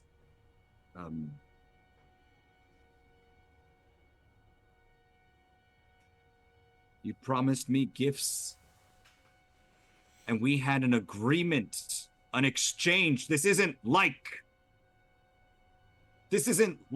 devotion. This is an agreement. Give me her. Are you saying this to Gabe? Mm-mm. Okay. He's saying it to the woman. Okay, just making sure. All right, you've changed your shape, growing in size. She walks up to you, right next to you, Gabe. And she puts her hand lovingly on your face, the abbot. And she speaks to you out loud, not in your mind, but she speaks. And there's this melancholy, honeyed resonance to her voice that you fell in love with so long ago, but dripping with malevolent, evil intent. And as she speaks to you, she says, you have built me the perfect vessel.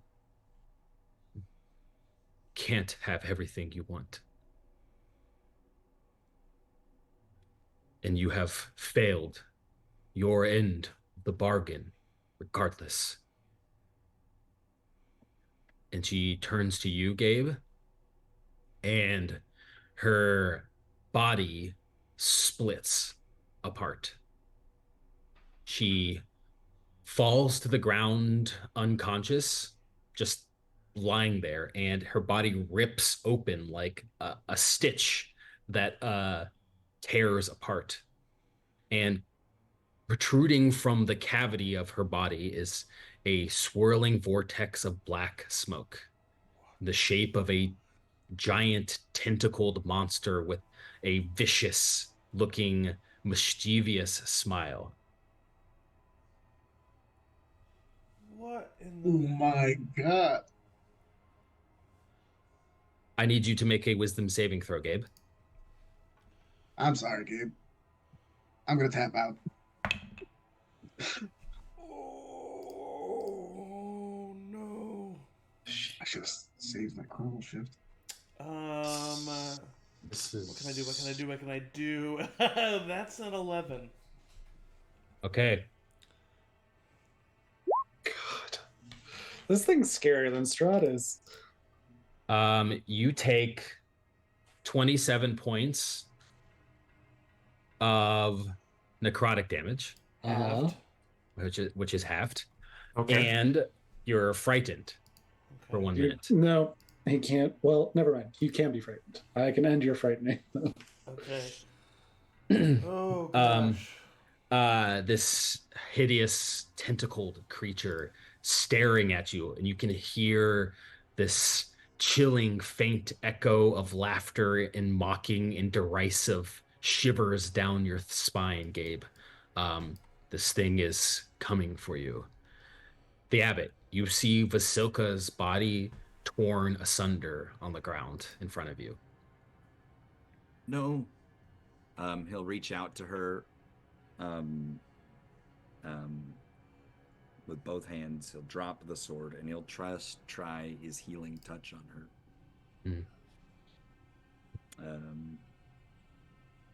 Can you use make one of his a charges. wisdom saving throw? Yeah. Is this a magical effect? Yes, it is. You have advantage.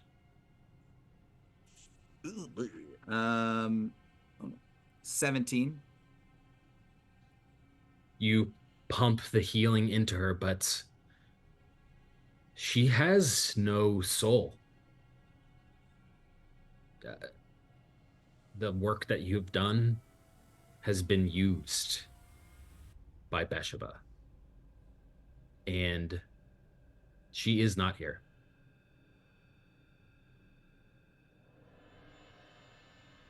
Gabe, it is your turn. Holy moly. Gonna need a big turn, Gabe. You said this creature is coming after me, right? It's right in front of you. And I In feel fact- like it isn't going to attack me. I did a reminder. Did I say the abbot drops the sword in order to Oh no, I don't. heal Yeah, you his? as the sword drops, it reverts into just a handle. The radiant blade no longer protruding. What would it take to pick up that sword, Matt? You can pick it up free action. I think I look at the abbot and I see him standing over her body. Clearly desperate and sad. And I think for a moment his vision shifts and he sees himself kneeling at the body of the woman he loved. The woman who was taken from him. And his vision shifts back, and then he sees the sword. And he bends down and he picks it up. Petra's glaring at you also, by the way.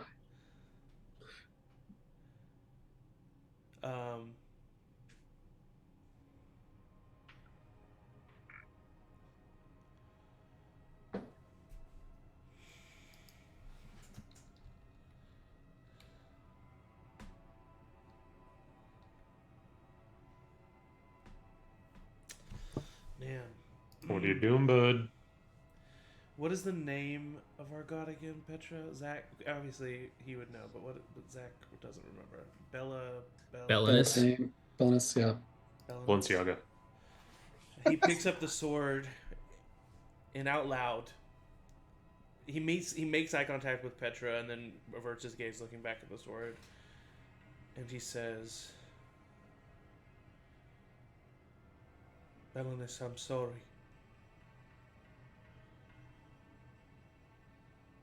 I have learned my lesson.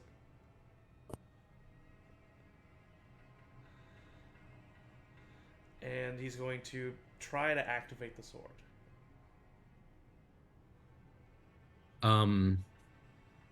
Can you make a Let's see. Just a persuasion check. It's a 14 on the die. For a total of 19. You know, pledging an oath to a god as a paladin is a full commitment. There are no half measures when it comes to being a paladin. Your oath needs to be selfless, it needs to be committed, it needs to be 100% devoted, or it just doesn't work. That belief is two ways. The god believing in you, but you believing in the god. But of course, as an oath breaker, the worst fate that you probably would have thought of as a paladin is to break that oath. It's like breaking off a piece of your soul, your psyche, the very person that you are. It was gone the moment you became a oath breaker. But you have pledged your oath to a couple more people recently. And you have killed a few, 2 people within the last hours. And no matter what's the consequences to your personal morality, you made that choice. And when you speak to Belinus, Belinus is not here. And you know with a sinking feeling that Belinus, or the Morning Lord, will never be here.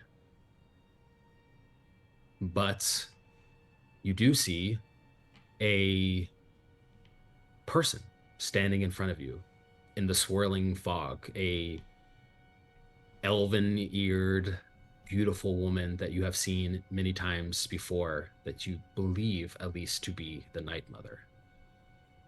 And she looks to you in this kind of void, and she says, "You wish to use it? I can help."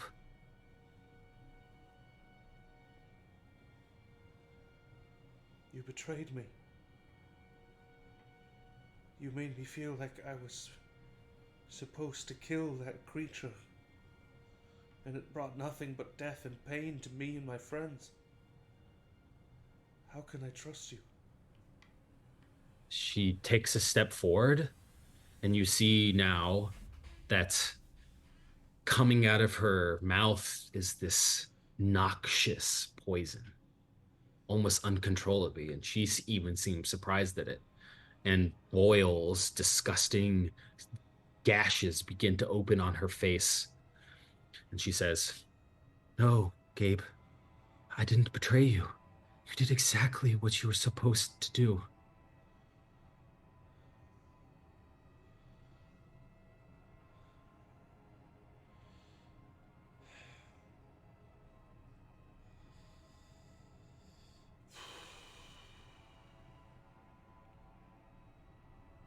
This doesn't feel right.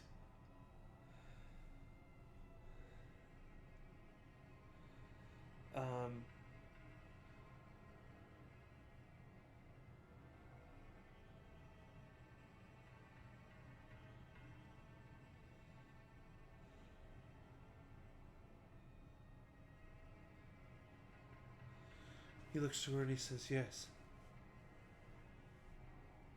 I would like to use it." She smiles and she says, "You may have misgivings about those deaths, but they were needed. And no matter what these people think of your actions, they don't know what truly belongs to you. I mean, so what? Maybe they think you're evil, but does it not count that you have your own motivations? Does that not matter? These people who are at the end of their life, you've given them a mercy.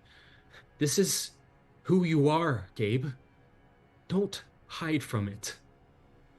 Be true to yourself."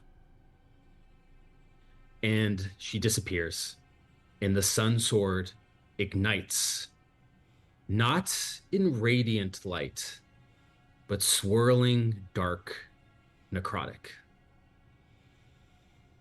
And the figure of Besheba, the swirling serpent-like tentacled monster, visibly recoils as the sword lights in front of it.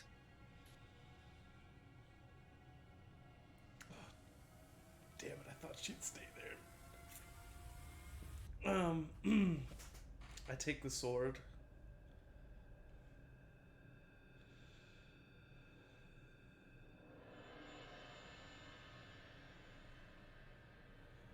And I think Gabe smiles.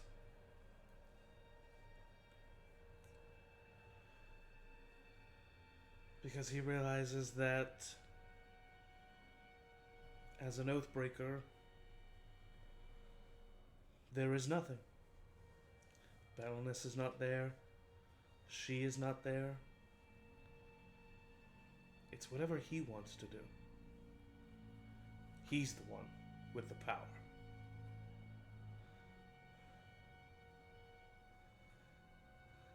And I think a smirk grows on his face. And he remembers what she said about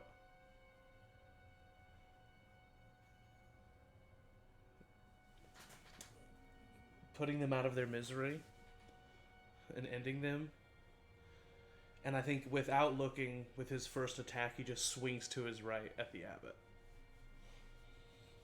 Okay, roll an attack. This is you are instantly attuned to it, and this is a +2 magical item. So you have a +2 to attack on top of your normal attack. That is a +2 at 23. That hits. What's the damage that it does? This is a D10 +2 plus your strength.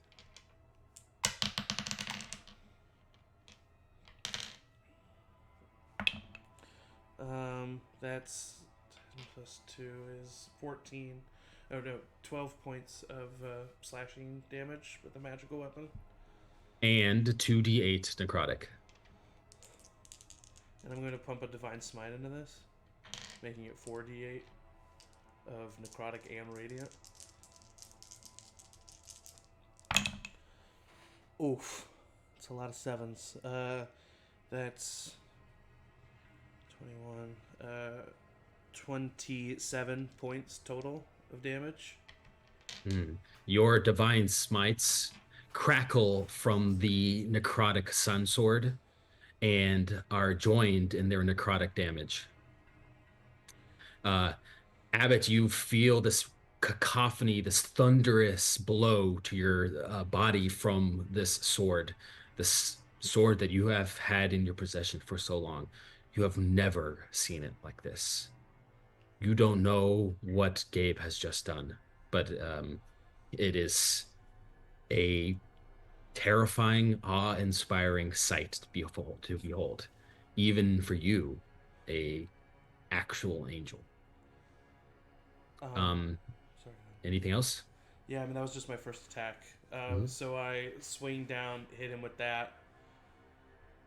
I like to think, because it was such a good amount of damage, maybe through nothing vital, but if you're okay with it, Adam, and you're behind, because you're facing away from him, I think he stabs you, and the sword penetrates and goes through you.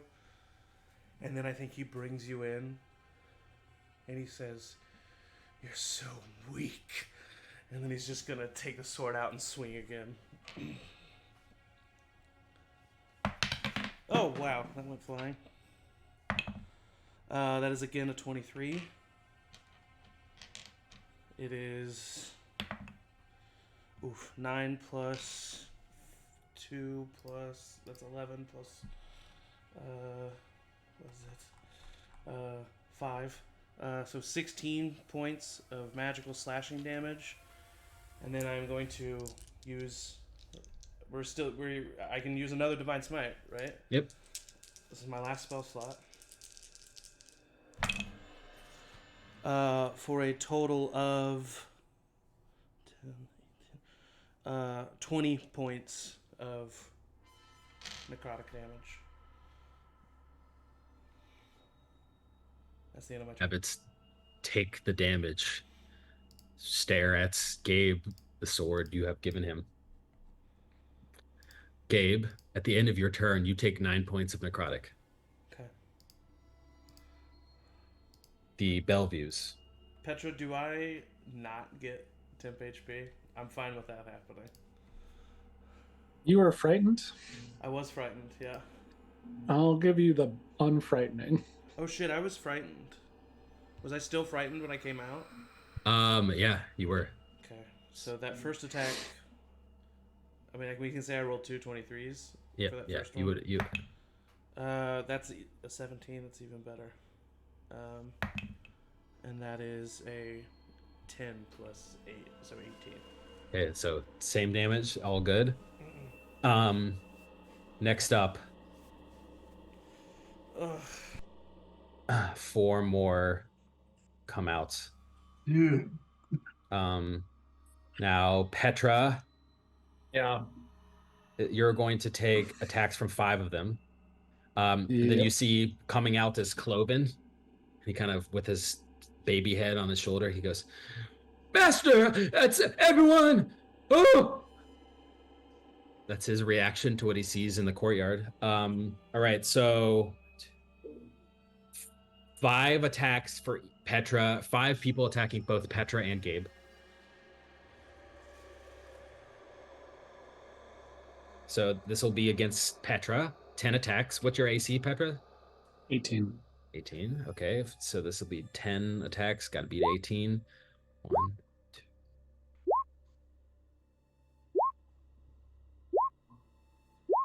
Okay, so that's 2 for 6 damage total. And Doesn't then overcome my temp HP, so I'm still good. 10 attacks against Gabe. 2, 3, 6. Your armor class is 18, right? You're muted. You muted, I'm Zach. sorry, Petra, I don't think we clarified real quick. Did I get frightened removed, or did I get temp HP, or neither? You got friend removed. Okay, perfect. Yes, my AC is 18. Okay, Does so it you have to be a friendly take creature? 27 points of slashing damage. Okay. And it is now Teddy's turn. I don't know what to do. Yeah.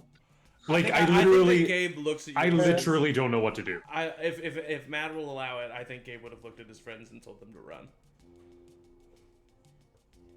Yeah, I'll allow it.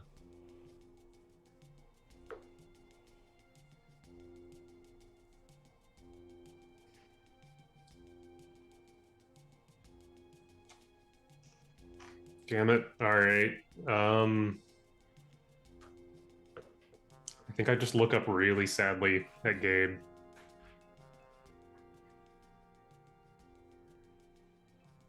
And I will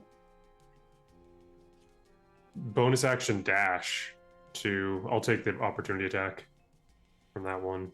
Yep. I think that when you Yeah. look at Gabe, you know what he says because you can tell it's very clear, but I don't think you actually hear what he says. He says it so softly, but he just looks at you with such anger and hatred that softens for just a moment to say, "I'm sorry," before you run away. You take 4 slashing. Okay. 5, 10, 15, 20, 25, 30.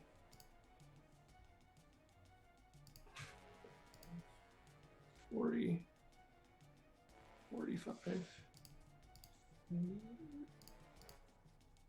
Damn it. 45, 50, 55, 60. I can just get up to there. You run by the flesh golem, which does not attack you, stands there, mindless idly. You run out the door. You see Siegfried is caring for the dead body of Otto, and Arabelle is standing there, and she goes, "Did you win?" No. Uh, Okay, is that your turn, Teddy? Yep. It is your turn, Petra. Teddy gets 8 points of temporary HP. Petra's gonna cast Spirit Guardians. Nice. Yes.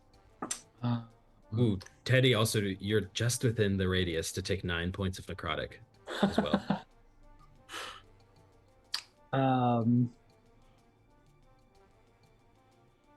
They appear, my Spirit Guardians appear angelic, much in a way that Gabe would have looked before the fall. And spiritually run around me, creating this 15-foot barrier on all sides. I don't know if you can put up multiple auras. It's a 15-foot radius, right? Yeah. Yeah, I can do that. Let's see. It might be confusing. There it goes. It's the little green one. I'm actually going to designate the abbot as somebody who's not affected, as well as Gabe in this case, and the rest of the party. And let's say the non-hostile cat lizard man, I can't remember his name. Otto's the one who Siegfried. died. Siegfried, yeah. You remind me, the little black goo that broke out of the amber, it flew up towards the bell tower. Yeah, make a insight or a history check. Okay. Which one's better for you? Insight? Insight is definitely better. Okay, So I'll stop giving you a choice then. Yeah. 18. You see in this creature, this floating monstrous, which you now know to be Beshaba. That name does not ring a bell to you. But without a doubt, this is some sort of eldritch horror. And it is made from the same stuff that came from that piece of amber. Yeah.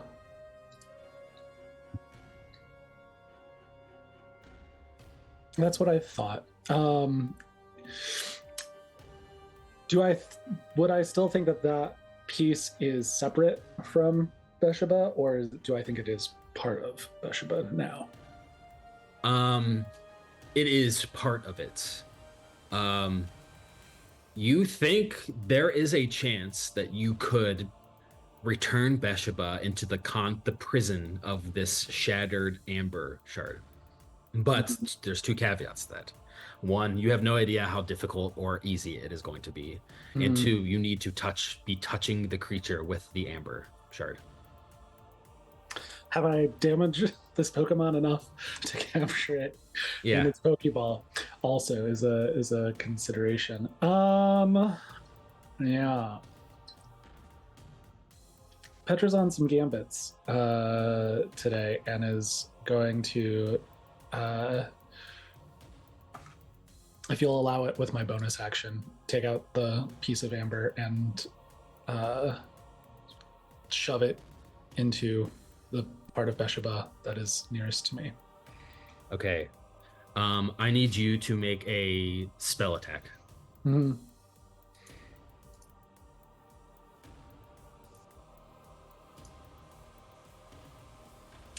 That is a 19 on the die, so a 26 total.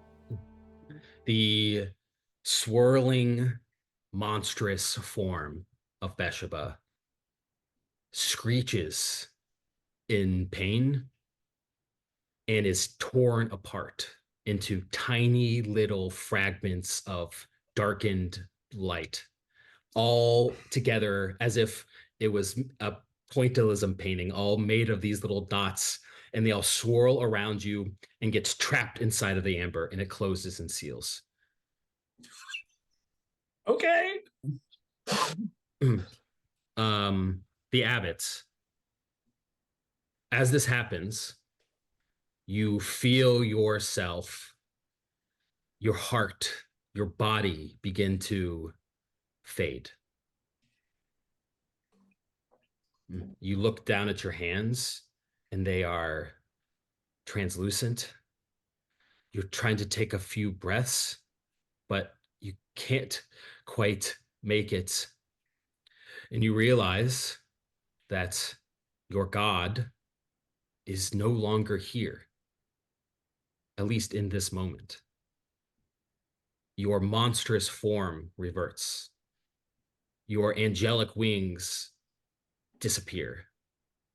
And you fall down to the ground in the courtyard as just a normal man.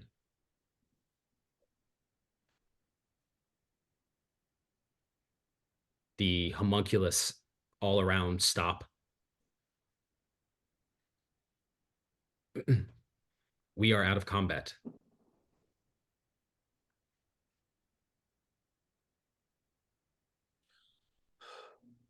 Fireball. I'll stick my head back in through the. I guess I'll just immediately go back into the courtyard. Everyone's alive? Conflict, just like blood. Gabe is still. What's Gabe doing? The abbot's kneeling below, like down on the ground. Gabe, you stand over him. And he looks up to you, aged many, many years. His time on this plane showing at last.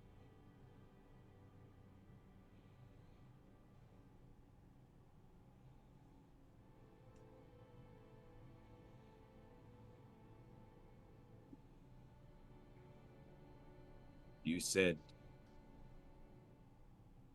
you would find no purpose but your own.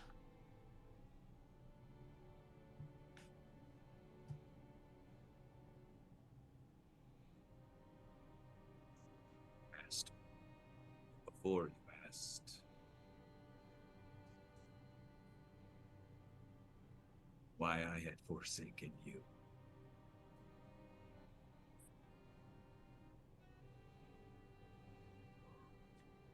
You will always be forsaken.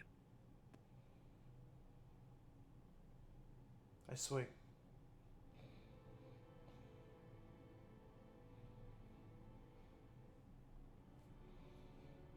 Do I need to roll? Yep. It's a 19 on the die. 27 total. That hits.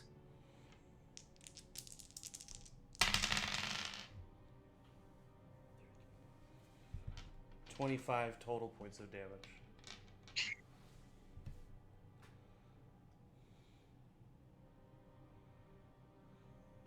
You slam your sun sword down onto the now aging man who is no longer aided from his divine health, his divine strength. And the necrotic sword plunges into his chest. And the abbots, you know that these are your last moments. And there is no afterlife for you. There is nothing for you in the next few seconds other than eternal nothingness. I put my forehead against yours as the sword has penetrated your chest. And I close my eyes and I just say, "You're right."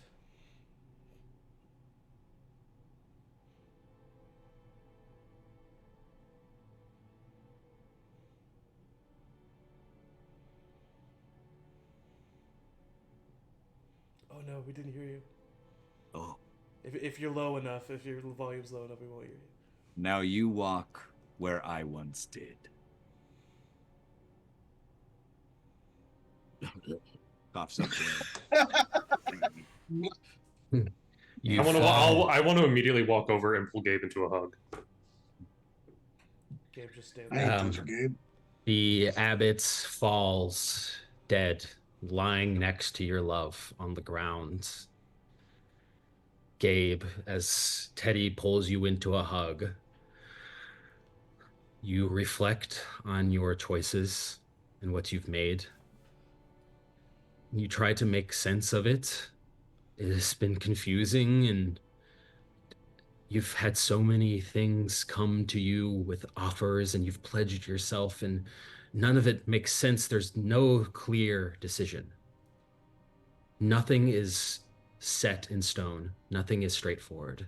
It is all muddled and confusing, and there's a part of you that is, you're wondering if you've done the right thing. What have you forsaken yourself? Have you pledged yourself to something terrible? But the stronger part of you, the one that verbalized your wants to stop believing in these outside forces and only believe in yourself, that is the one that stands here. There is no sign of that woman anymore. You stand embraced by Teddy as Gabriel Astrum Oathbreaker. And that's where we're going to stop. Okay. Thank you to Adam. Incredible job. That was great. Hey, Adam. That was a complicated character, and you killed it. Wow, thank you. That was great. Wow, thank you guys for having me and for surprising the hell out of me. Taking away my plans. I think next By the way, session. Gabe is at 2 HP. Yeah. I think the next session we're gonna have a talk back. Petra's gonna come slap the 2 HP right out of you. Yes. Well, thank you all. I've already done the announcements at the top, and it was brilliant. Incredible. So that's it. That's all we got. And as always, everyone say hello. Hello? Hello? Hello?